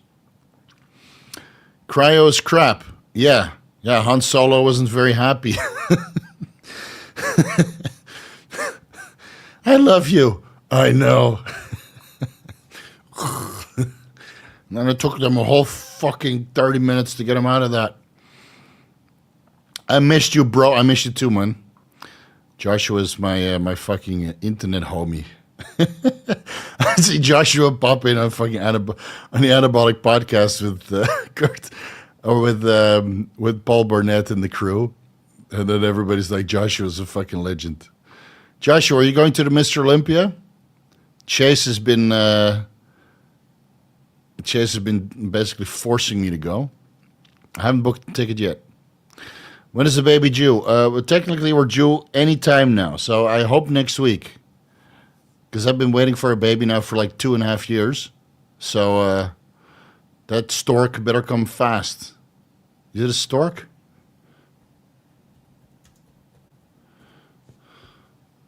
Yeah. A ringed white stork. Better fucking hurry. Spend $50K on this shit.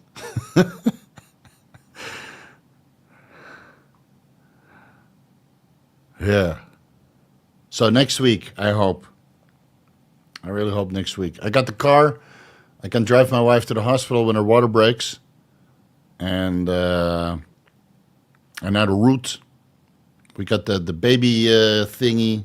We got the little bag ready. I had your hospital bag. We got the birth plan.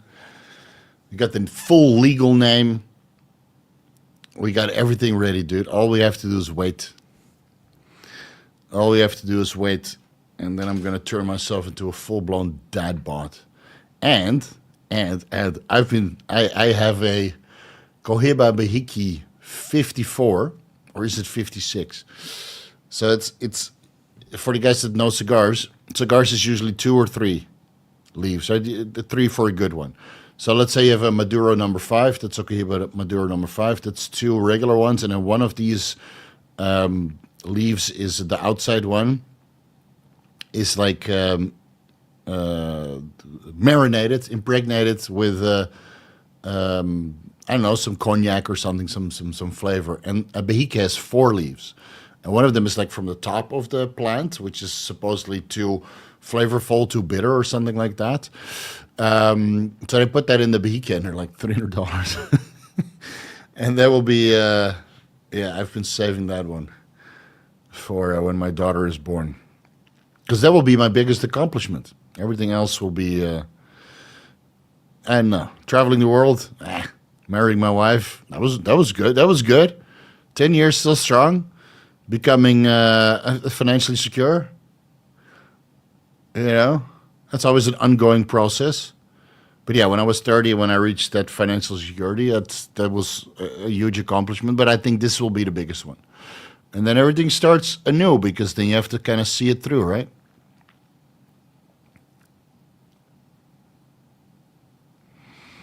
You on blood pressure meds? Yeah, I'm on telmisartan, man. And fluvoxamine. I'm pretty chill, dude. I'm pretty chill. For me, Olympia has no prestige. Arnold is the only name that matters in bodybuilding. Yeah, true. I should go to the Arnold one time. I really wanted to go last year, but I had to cancel, man. I had so much shit going on.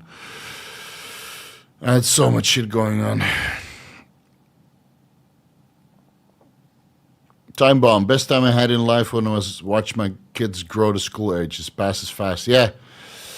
Yes, I really want to be present. I really want to be present for that stuff. Steve, Chase is right. You need to come to the Mr. Olympia. I have my silver and VIP bought and suite at the Venetian booked. Ooh, Venetian. Nice. That's walking distance from a show. Yeah, I'm not sure. I'll decide in, I don't know, September or something. August, September. I'll see. I have 3 kids and my blood pressure could be better. Tell me sartan, bro. I walk my son to school every day, do it while they are young. Yeah. I'll drive them to school. Thailand is not very walkable. But they'll be like 3 years down the line. 3 years down the line.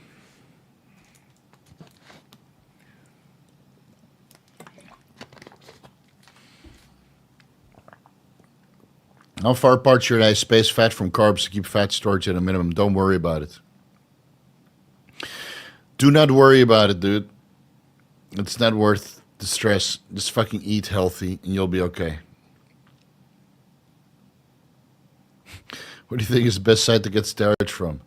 I have a source list on my website. Go check there.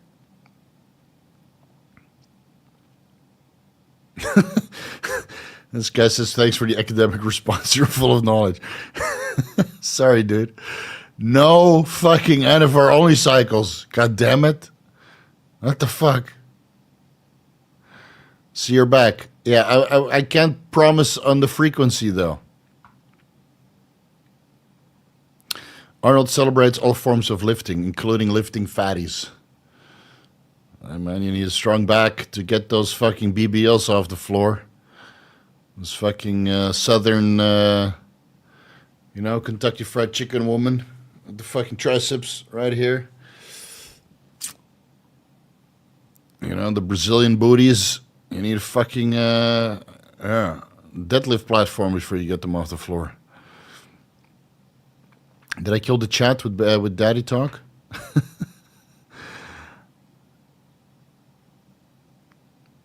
Here we go. Oscar, have you checked in the new studies regarding myostatin inhibitors? Yes, I have. I've read all of them.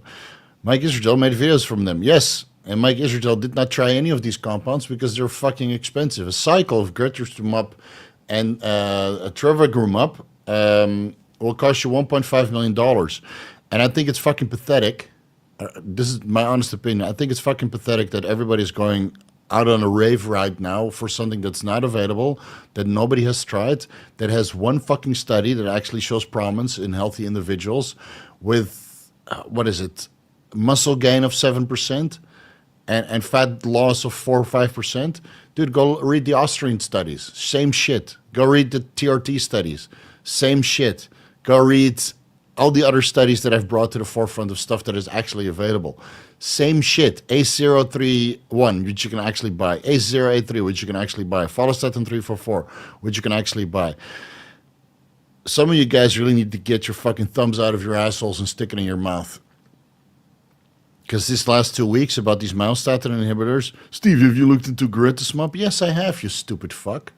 Have you looked into Trevogrumab? Yes, I have. Show me where to fucking buy it. And then send me $1.5 million to run it for 3 weeks or 3 months. So, no, Oscar, really. People who are excited about this are the dumbest fucking losers out there. If you can't do this with TRT, you have no business taking these drugs. 100%. Yeah, it's very promising. Austrian was promising too, dude. Which only fucking losers take that shit. Only 16-year-old broccoli boys take that shit because they can't get better stuff. Once it's available, once there's actually proper studies, and once people that are actually training take this, not people who are sedentary or have run a high-fat, high-fructose diet, and now they got full-blown insulin resistance, and thus muscle mass shrunk, and then they say, yeah, it grew so much muscle mass. No, it just fucking restored it to baseline. But you didn't get baseline readings of the muscle mass because you put them on a high-fructose, high-fat diet first, and then their muscle mass shrinked due to the insulin resistance. It's honestly fucking exhausting, and we discussed this in the Anabolic Roundtable, that people are always looking for the next best thing. But if you can't get it done with TRT, this game is not for you, man. Fucking learn to eat healthy. Yeah, but if you take with semaglutide, you lose bone mineral density. No, you stupid fucking retard. You don't if you eat healthy while taking semaglutide. Yeah, but you might not. You lose all this muscle mass. Nobody ever in the fitness community has ever lost muscle mass when I take retatrutide, tirzepatide, liraglutide, dulaglutide, semaglutide, mazdutide, survodutide, cagrilintide. Nobody has ever lost an ounce of muscle tissue while taking these compounds because they go to the fucking gym and train. And these compounds, these myostatin inhibitors, like I reviewed so many myostatin inhibitors, it's not going to make a difference. If you want to take a myostatin inhibitor, look at the YK11, injectable YK11. That actually gave me a result. And it's very affordable. It's readily available. It increases your follistatin levels to a certain extent, again, based on animal models. But in practical applications, which is proven with thousands of people now, it actually works. Epicatogen, waste of money. Follistatin 344 works, but it's very expensive. But at least that's available. So again, the next person who asks me about trevigrimab or garetosmab, one, you bring $1.5 million to the table and show, I know exactly where to get it, but you bring $1.5 million to the table so I can purchase it, and otherwise I block your ass because you're just a fucking drug abuser that needs to run the next best thing when in reality you need to shut the fuck up, take your TRT, and go to the fucking gym. It's fucking pathetic, man. And this is why we stopped the Vigorous Q&A, for shit like this. Where are we?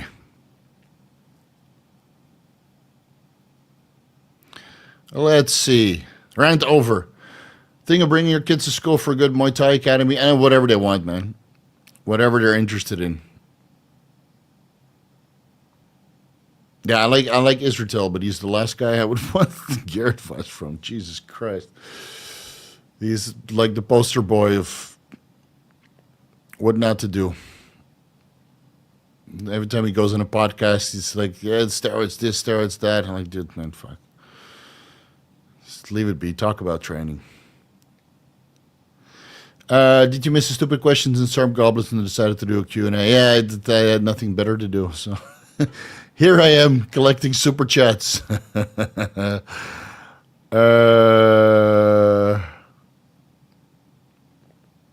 boys are back in town. Training harder decreases myostatin and increases follistatin levels and increases MOT-C levels.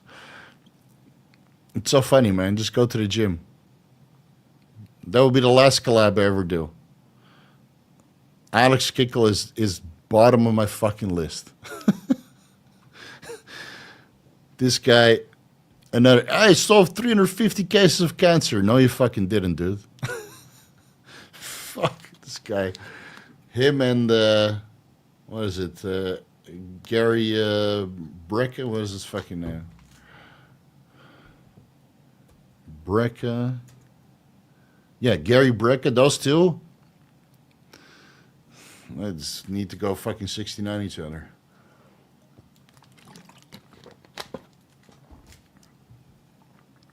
Fucking love it.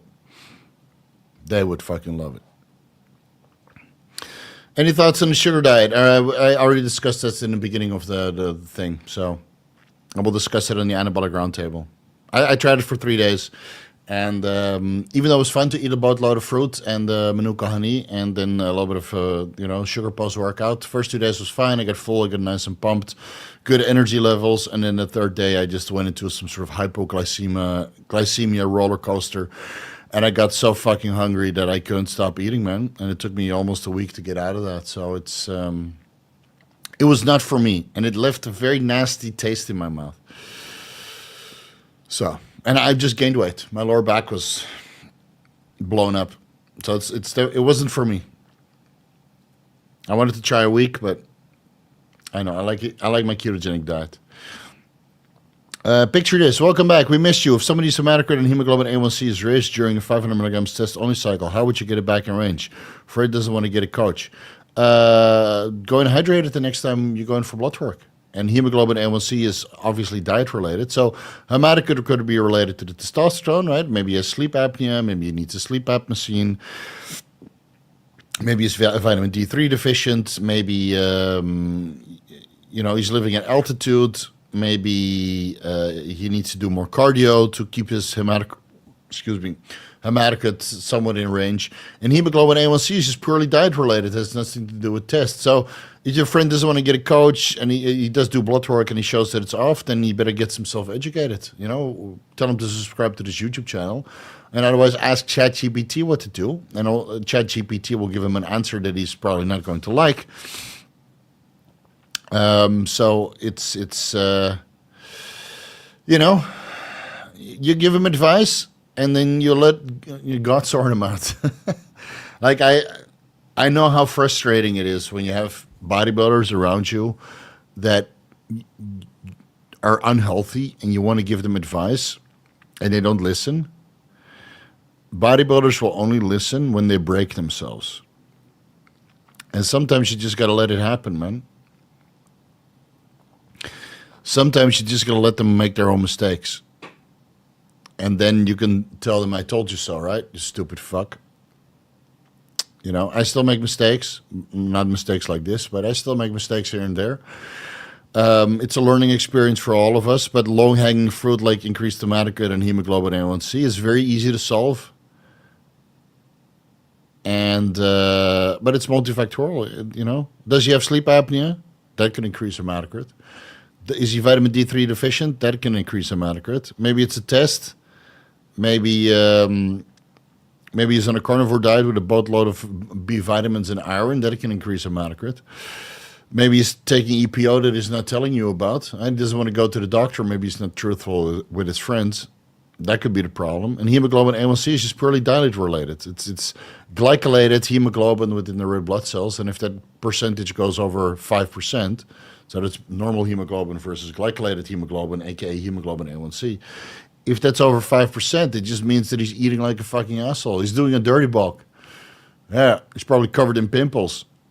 Looks like Sam Sulek when he just hit the scene, right? He's big, but it's skin that I don't know. I've seen aliens with better skin. So, tell him what to do, and then let him prove himself. If he's a true friend, he's going to listen, and if he's a retard, then he's going to get himself into trouble.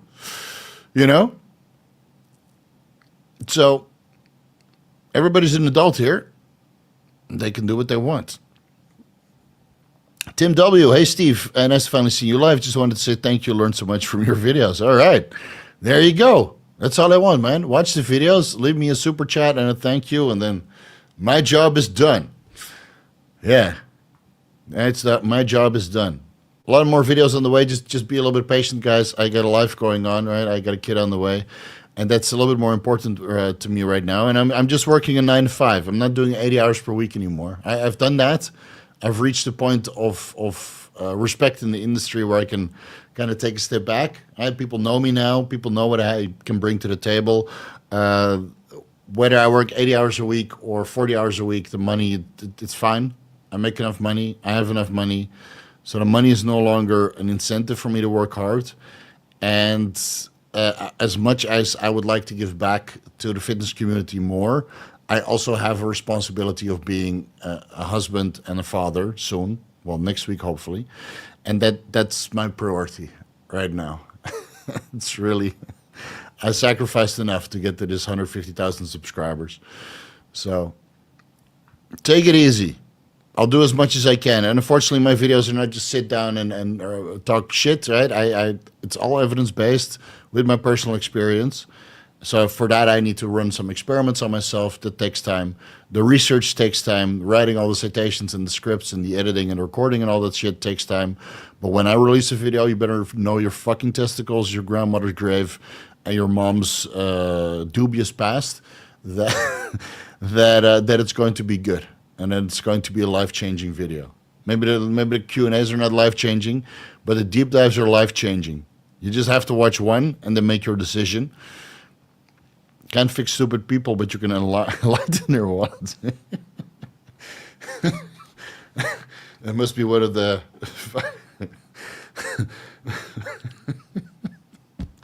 Joshua, fuck, man. It must be one of the rules of acquisition. Sounds like something Elon Musk would say. Yeah. Actually, I think he tried to fill people's wallets by reducing their taxes. Oh, didn't turn out too well. Set on my first cycle, titrated up from 200 milligrams test to IU zero stim to 420 milligrams of test and 5 IU zero stim so far. Low aromatase, estradiol 25 picograms per milliliter, likely can tolerate more test. Should I up the test GH or add a third compound? I mean, it's entirely up to you, man. If you're a low aromatizer and you have low body fat levels, then why don't you try 500 tests and then see if you can bring your estradiol up to 30, 32? Because if you add in the Primo, your estradiol will go down. If you add in the Masterone, you just lose money on. Well, you look better, but you won't get much anabolism out of it, and your estradiol might go down. You can add in a Nandrolone, which is a very cost-effective method to increase your muscle mass and your water retention. And your estradiol will go up. So you could add in like 210 milligrams Nandrolone. So you have 420 tests, 210 Nandrolone, and then maybe 6 IU zero stim. Your estradiol will probably be 40, which is still tolerable. But then you add in a second variable that you might not be ready for. Maybe you get gyno, maybe you get acne, maybe you get, laziness. That's what Nandrolone is known for. Makes you lazy. Then again, on decent tests and decent Nandrolone, I usually feel pretty good, man. But I take that in the off season, so I eat a boatload of food also. I know which compound looks the most interesting to you, Sid. Which were you thinking about? So I can help you design the cycle. Because there's hundreds of compounds you can add. Doesn't have to be steroids. It can be insulin. It can be IGF-1. But it sounds like you're doing well so far. So why don't you take more of the same? Sammy G, your Clips channel has been great. My pleasure, dude. I got a full-time editor, Cody, working on that full-time. And he's doing a great job. Yeah, I'm very happy with the thumbnails. They make me laugh hysterically. I see it in the comment section all the time. So these thumbnails are fucking great. There's the timestamps. He clips it up nice. So I'm very happy. I really hope that takes off. And it's starting to slowly go up now. So I think the AdSense there is like $450 a month. So that's pretty good for 3,000, 4,000 subscribers and what was it, 5,000 views per day. I think that's pretty good. Best wishes for next week. Sending you all my good thoughts. Thank you, bro. And don't click this link. I can't copy it, bro. Send me on Instagram. Hi.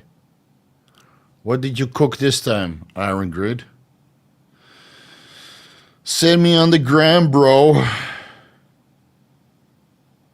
I can't click it from here.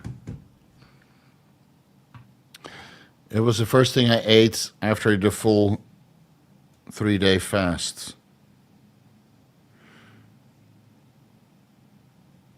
Oh, God. That's not what I want to see in my Instagram feed.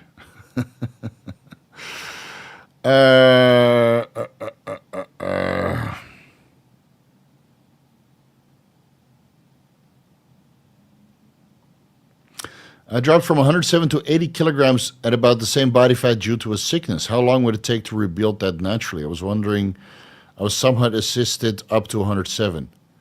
I don't think you can build it up if you were assisted at 107, but you could try. You'll probably get up to like 95, 100 kilos, and then the last 5 to 10 kilos you need to somewhat assist yourself. Yeah, but it takes time, man. But it's a lot faster than you think. So maybe 4 months. 4 months of good healthy eating, good healthy training. Especially if you're starting from zero right now, it's probably the first month just finding your way back in the gym again. So, and then 3 months to get it back. You can go faster than you think, man. Look at this shit.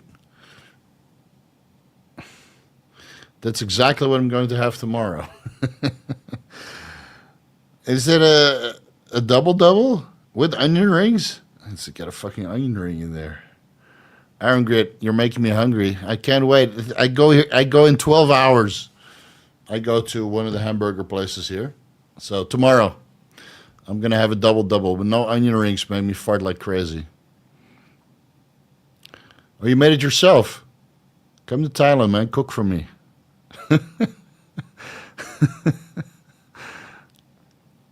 I could maintain naturally at least 100 kilos. Okay, so build your way up back to 100 kilos over 3 to 4 months, and then use the last little bit of juice that you can have laying around in the house to get you up to 107.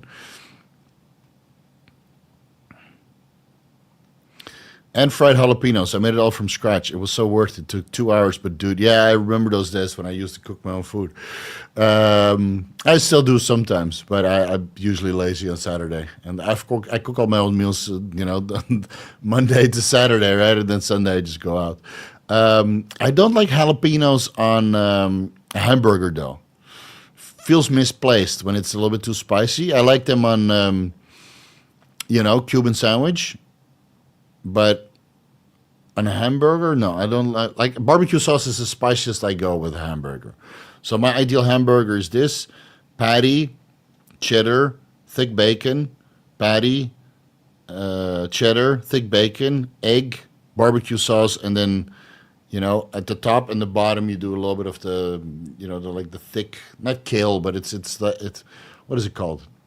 It's a lettuce that's kind of thick. It's very leafy, and then maybe a thin slice of tomato and a thin slice of cucumber, and then it's literally this big, and you have to dislocate your jaw like you're a fucking snake. Fucking bite in there like it's a double D booby. So that's what I'm gonna have tomorrow, but I'll have somebody make that for me. Here we go. Since I'm bulking, is it okay to have a high-carb meal last meal of the day? I'm walking 50 minutes, wind down, then inject my nightly GH. What do you want further away from the carbs? I would do the growth hormone before bed and not have a high-carb meal last day of the day, because that sounds like a recipe for insulin resistance. So do those 50 minutes of walking, inject your growth hormone, but I would maybe move half of your carbs from that last meal to the first meal of the day or pre-workout. And then again, it kind of depends what kind of carbs you eat before bed, because if it's, regular potatoes or something with a low glycemic index, it shouldn't really matter too much. And otherwise, do a shot of 500 milligrams L-carnitine before bed. That kind of helps with the free-form fatty acids, and you absorb those before bed. And you could also take thyroid medication, T4, with your carnitine and your growth hormone to kind of help speed up your metabolism. Now, this also means you sweat buckets throughout the night, so I don't overdo it. But at 4 IUs, 5 IUs growth hormone, it's probably best to have a little bit of T4 in the picture. So that's what I would do. Half your carbs, move your carbs to the pre-workout meal or the first meal, and then GH, T4, and a little bit of carnitine before bed. So you have sweet potatoes. Yeah, if you cook those long, the glycemic index is pretty high. You can lower the glycemic index, glycemic load with fiber, obviously. So go with the flow, man. Check your blood glucose levels, right? You're on the cycle. You're on the sauce. Buy an AccuCheck. The link is literally down below. Actually, not in this video, because... Is it on this video? No, I had to remove those. Oh, no, it's right there. Yeah, there's an AccuCheck linked. Is it?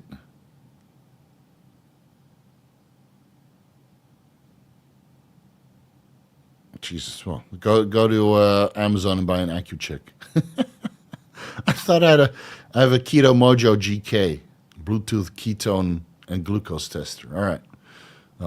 buy something to check your blood glucose levels. Jalapenos work on a burger with avocado, tomatoes, sliced of cooked ham, and white cheese. Maybe add sriracha. Yeah, that would work. But still, that almost sounds like a Cuban sandwich. Right? It almost sounds like a Cuban sandwich.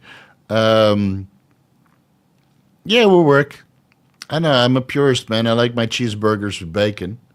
And then thick slices of bacon. Like when Chase Irons took me to Bavette's and they had like thick bacon. It's like, fuck man, it's like a life-changing burger, dude. That would be one of the main reasons why I would go back to the US. To go to Bavette's and then have another mega burger with Chase.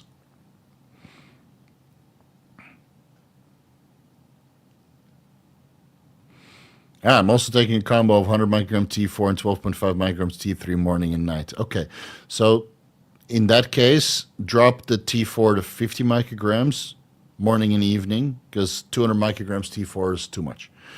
You don't need that much T4 with your growth hormone if you're already taking T3. Can you define the term conditioning for bodybuilding in shows? Okay, so the term conditioning means how the skin is on top of the muscle. And that encompasses a certain amount of water retention, a certain amount of body fat, a certain amount of thickness or thinness of the skin, and the amount of separation you have in between the muscle fibers and the muscle groups. So basically, it's a condition in which you present your muscularity. Now, if you're fat and watery, then the condition in which you present your muscularity is trash. He says his condition was off. So his condition to present the muscularity was not good. But if your skin is thin, your body fat levels are non-existent, 4%, give or take. You manipulated your water that the water is in the muscle and not underneath the skin. You maybe took a diuretic to help siphon some of the water off. And you have a lot of muscularity, a lot of definition in your skin. And it has nothing to do with your body fat. There's certain ways to train to make your muscles more separated and more defined and more detailed. Some of them is, just muscular or what is it called? Muscle maturity, which is like the little density and detailed, like this kind of stuff, right? Where maybe this one is a little bigger. So you see all the little fibers in there? That's muscle maturity. That's not something you have when you're young. All this shit, all these little details here, right? That's muscle maturity. That's just hardness that's always there. Now, it might not be super big, but this is just stuff that you get with age, with 25 years of training. Like this little detail here, that's just muscle maturity that comes with age. Young guys don't have that. I didn't have that when I was younger. And then, obviously, this is good conditioning. You see the skin is thin.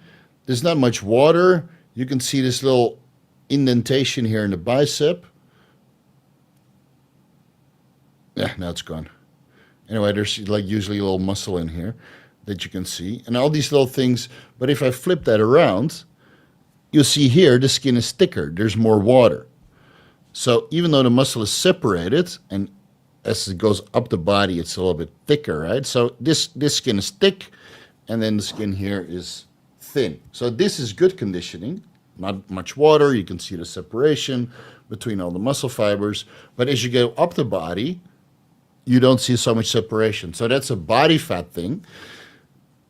The body fat is underneath the skin, hiding the shape of your muscle. So that condition is not good. But as you get leaner, obviously, you can work on your conditioning and then the presentation of the muscle. So conditioning you can basically replace with presentation. When you say you have good conditioning, it means he has good presentation of the muscle. And when he says it's bad conditioning, means it's too fat, too much water, and not enough separation to present the muscle in the way that it should be to win a bodybuilding show. All right. I hope that explains it.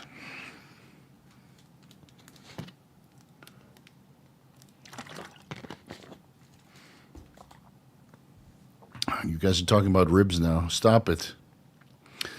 A little love from Northern Carolina. Hey, man, that love goes a long way. That will buy me a whole fucking burger tomorrow. Are they? Beast and butter. Tongue lore. How much are those burgers? I mean, I'm going to be fucking honest here. Burgers in Thailand will never come close to the burgers in the USA. But we got to work with what we got, man. Let's see. Where's the menu?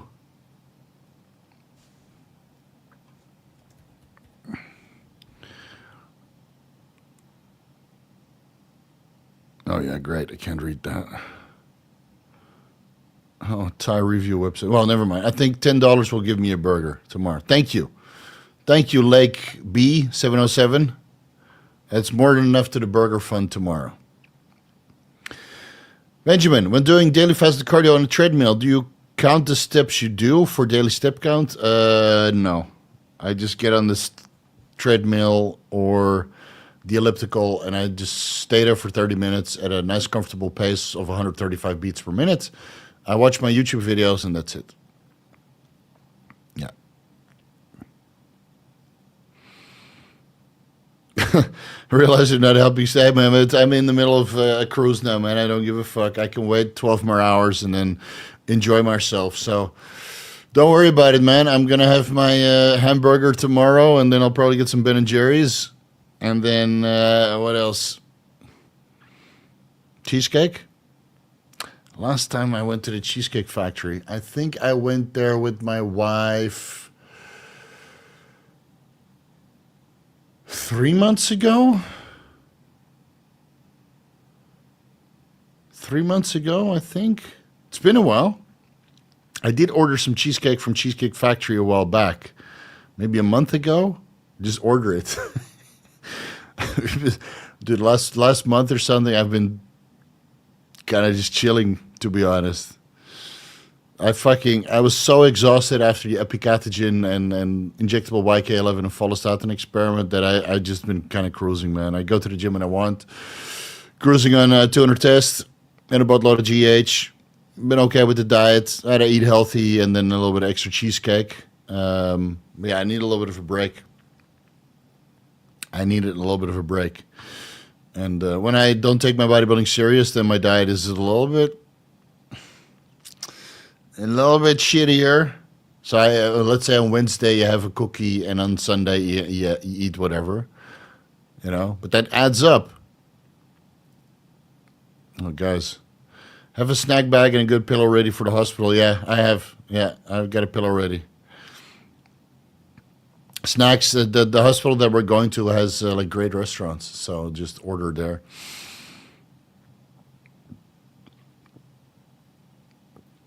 And probably be too excited to eat, man.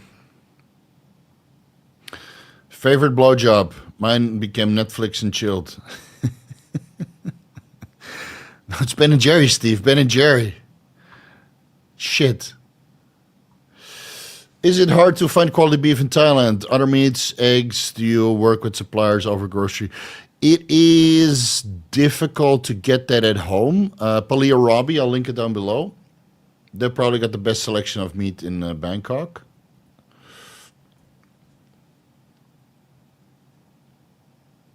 I'll link their website down below. So they have unfrozen food. So it's all fresh. You pay a good amount of money for that, obviously. And then if you just want freezer stuff, Food Project. So I get most of my food delivered from Food Project, but it's all frozen. And then all the other stuff I get from Palia Robbie. So there's a link down below. Have a look there. And you can just buy wholesale, man. Never need to leave the house. You know, they have beef liver. They have like 500 different kinds of steaks, pork tenderloin, great eggs, great beef. Just have it all delivered. I have a chest freezer, 100 liters. And whatever I freeze. And then other stuff. You usually prepare like a week of food in advance. And then, you know, I get some ground meat, or liver, which I grind. And then chicken breast, which I grind. And then I make patties. And then I throw in a little bit of tenderloin, or pork tenderloin in there as well. And then I have like 2 or 3 of those per day, or you know, a salmon here and there, or some tuna, or egg meal, you know. I rotate through everything.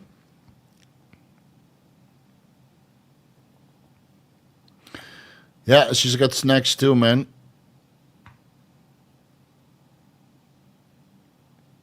If you don't care, drop the train. Otherwise, up the train. Yeah, I think so. I think Vitali's locked up.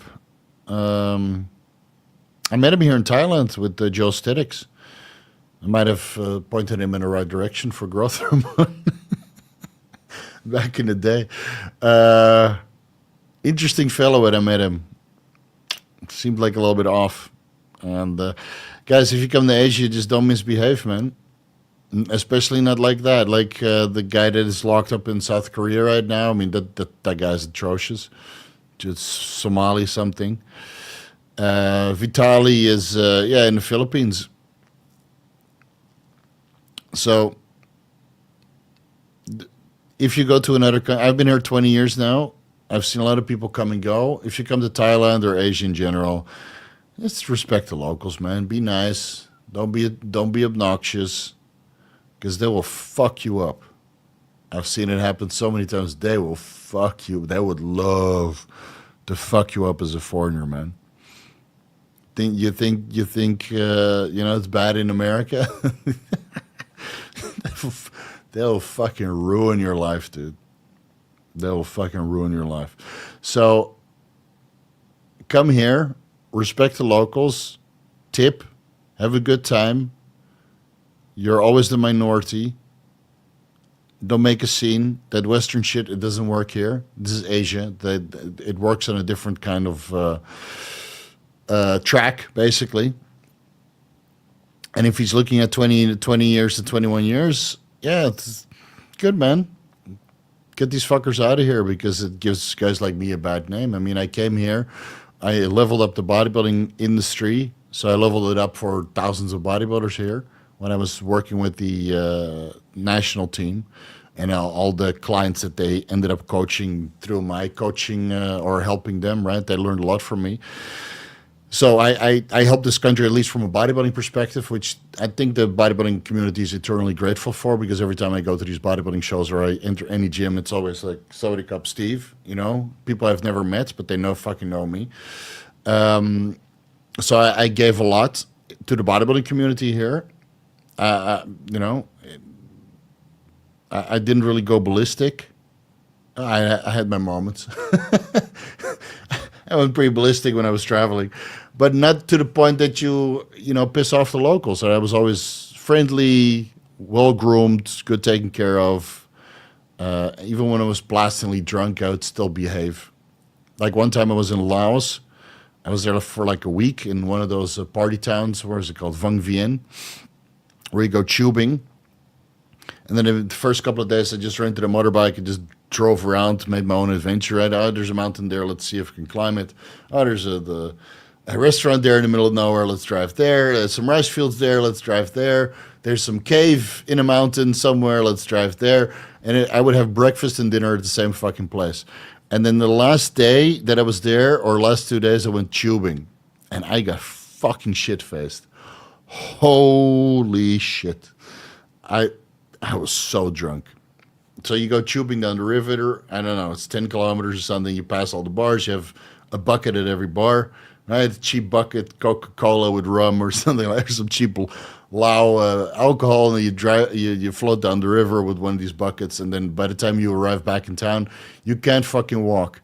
And then I walked past the same restaurant that I was eating, and these people thought, oh, finally a guy here that doesn't get shit-faced. Wrong. I lied. So I walked past that restaurant, and then the lady said, yeah, come here, we got food for you. And I walked in like this. And she looked at me. I said, are you drunk? And she said, you drink a lot? I said, ma'am, I drank every day, everything I didn't drink for the last 5 days. I'm fucking shit-faced. She's like, hey, you go sleep it off. I'm like, fuck, man. I thought I made a good impression. Now she probably thinks that I'm a fucking loser like everybody else. So the next day, I think I went home. I slept it off till about 8 o'clock in the evening, and then I came there for food. And I was like, yeah, I'm so sorry, man. I'd really do my best to, be a good backpacker, but you know, sometimes you got to go crazy. She's like, she didn't say anything. She's like, here's your dinner, all right, and don't do it again. Actually, she was very kind about it. But yeah, man, you got to behave when you're here, dude. If you can get so much shit done if you just take that Western bullshit out of you. Honestly. What are low progesterone levels for men? Can't seem to find the exact parameters. I think it's below 0.1. Usually with guys have low progesterone, it's like a mitochondrial thing.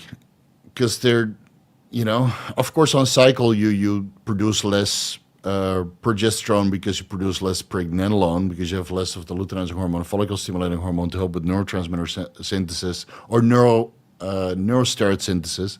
But the large majority of this is produced in the mitochondria. So, of course, steroids cause some stress to the mitochondria. That's why most of us are mitochondrially impaired, unless we go on a proper stack like I've been discussing and Dean's been discussing and Chase has been discussing, but it's slow to be adopted, very slow to be adopted. That's fine. Don't mind being ahead of the curve for another 10 years. It's all your problem, man. I brought it to you. You don't have to adopt it. But when you do, you know, I was right and Dean was right and Chase was right. And then your progesterone levels and pregnenolone levels and allopregnenolone levels will be normal. And your energy levels will be fantastic. And your fat loss will be easy when you commit. Yeah, so I forgot the question. But low is just whatever is the reference range. I think 0.05 to 0.0 or 0.2 is, or 0, or 1, what was it? I don't know. I don't know, bro.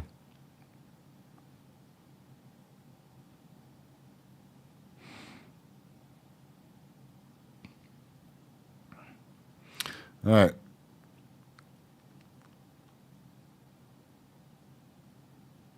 "20 years.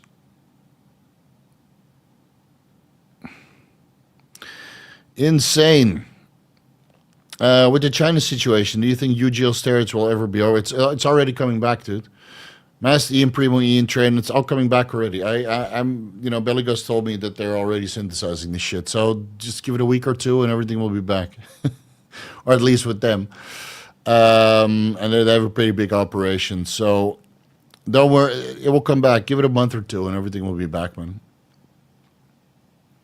And Deca apparently can't be synthesized anymore. There's already labs that started to produce this. So Primo and Mastrone are already back. Trin A, I think there's plenty of supply. And Deca, who cares? It's Deca, man. It's not the end of the world. Use some Trestolone. Trestolone is readily available. Look at Amino Asylum has Trestolone. Modern Aminos has Trestolone. Most of the sources have Trestolone. And it's a great fucking compound. So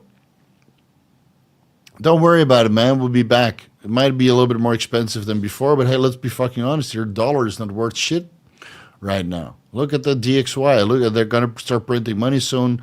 Inflation is going to hit hard. And I mean, go to McDonald's. Look at the prices there. That tells you enough about the state of the dollar. You know, Happy Meals, how much money?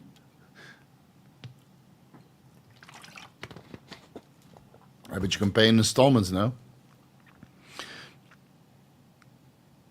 I'll be a very sad panda if Trin A went away. Yeah, it will come back, man. This is why you always need to stock up for a rainy day. All your favorite compounds, stock up at least a 6-month supply. I got a 6-month supply of Test and Primo. I got some Bayer Primo ball lamps. Bayer Rima ball lamps from a good friend of mine who also got me this shirt. The Vigorous Crew. So yeah, I'll run that when it's time to run it. Right now I'm just going to cruise for the next couple of months. And take a little break, man. My body's beat up. Okay. You guys figure it out. All right, we kind of done then with the questions. 2 hours, 5 minutes. Not bad.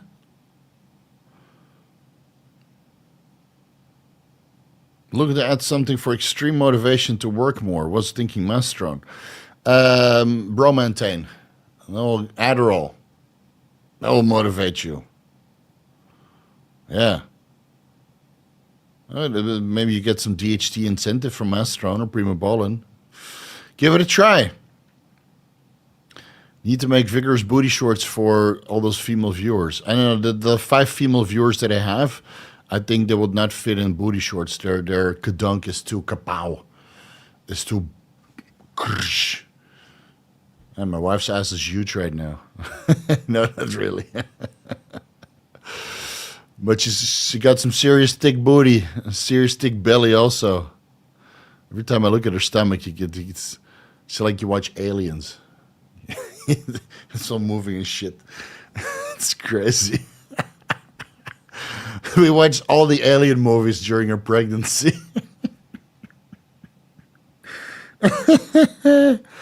See, like this is how your how your birth is going to be, but through the JJ, not violent birth like Alien. All right, guys, let's throw in the towel. 2 hours, I think that's pretty okay. Thanks so much for Quaid. Listen to me, Quaid. Shit, that's nightmare fuel also. Why don't they make movies like that anymore, man? Why I gotta watch movies from 1995 to really have a good time? Am I that old? If anybody know where to get Bromantane, let me know. Modern Amino sells it, man. Come on, guys. I have a source list.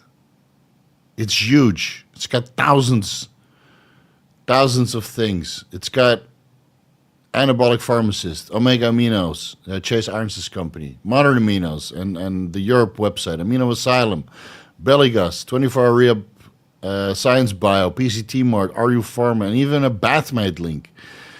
Dude, here, Bromantane. Modern Amino sells it. Science Bio sells it. What else do you want to know? Insulin, Increlex, Anabolic Pharmacist sells it. IGF-1, Modern Aminos, Amino Asylum, Bellygus, Anabolic Pharmacist.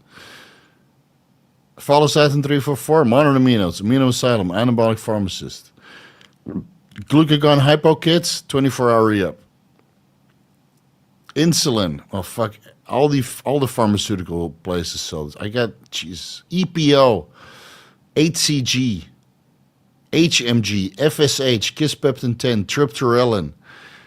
Lists upon enclomiphene, raloxifene, tamoxifen, glucagon-like peptide-1 receptor agonists, dulaglutide, liraglutide, masdutide, semaglutide, retatrutide, survodutide, tirzepatide, combination with cagrilinotide and semaglutide.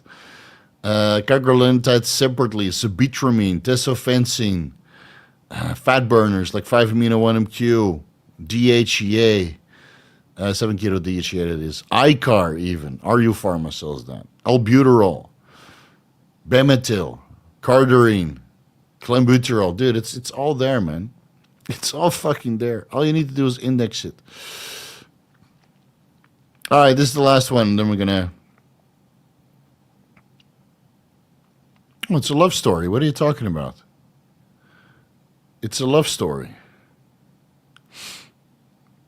They have a violent breakup at the end. It's a love story. Which is continued in Prometheus. I have 70 times 25 micrograms pharmaceutical grade Anavar Troches coming in the mail, which you approve of increasing the test in GH and add this in as my third compound for the cycle, or would you prefer another injectable? No, I think that's totally fine. 500 tests, 500 IOS GH, and, well, it's 25 milligrams, not micrograms, and then 25 milligrams Anavar per day. Or maybe start with 12.5. Because you got 70 days at 25 milligrams. That's what, 2 months? I would start low. Start 12.5. See how you respond for a month, and then you can always increase. I mean, if you do, that's 15 tablets, and then you got 55 left for 1.5 months. So you do 1 month, 12.5 milligrams, and then 1.5 months, 25 milligrams. Yeah. That's it.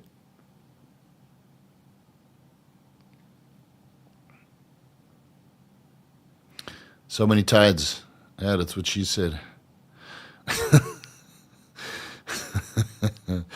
All right, guys, let's end the stream there. I'm not sure when I'll be back. I'll do my best to show up my face every month. Guys, for all the members, just ask on the latest YouTube videos. I'm doing the most I can with the limited time that I have. So videos will continue, just be a little bit more sporadic.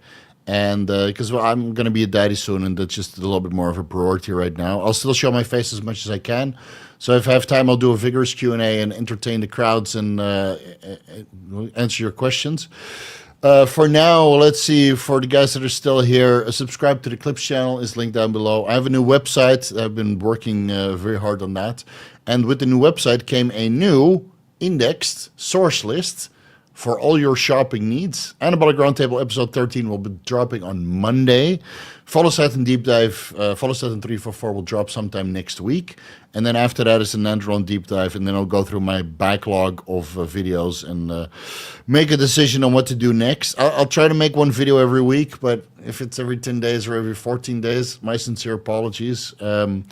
This daddy thing is going to be new to me, and I've been looking forward to this for a very long time. So if I take a little bit of a sabbatical, just give me some time, guys. This is the last thing I wanted to accomplish in my life, and it's literally happening next week. Well, I want a bigger house and a serval, but that can wait. That's the last two things. So I'll talk to you guys again soon. Thanks for all the support over the last couple of weeks, and I'll see you next time I see you. Enjoy your weekend, guys. Peace out.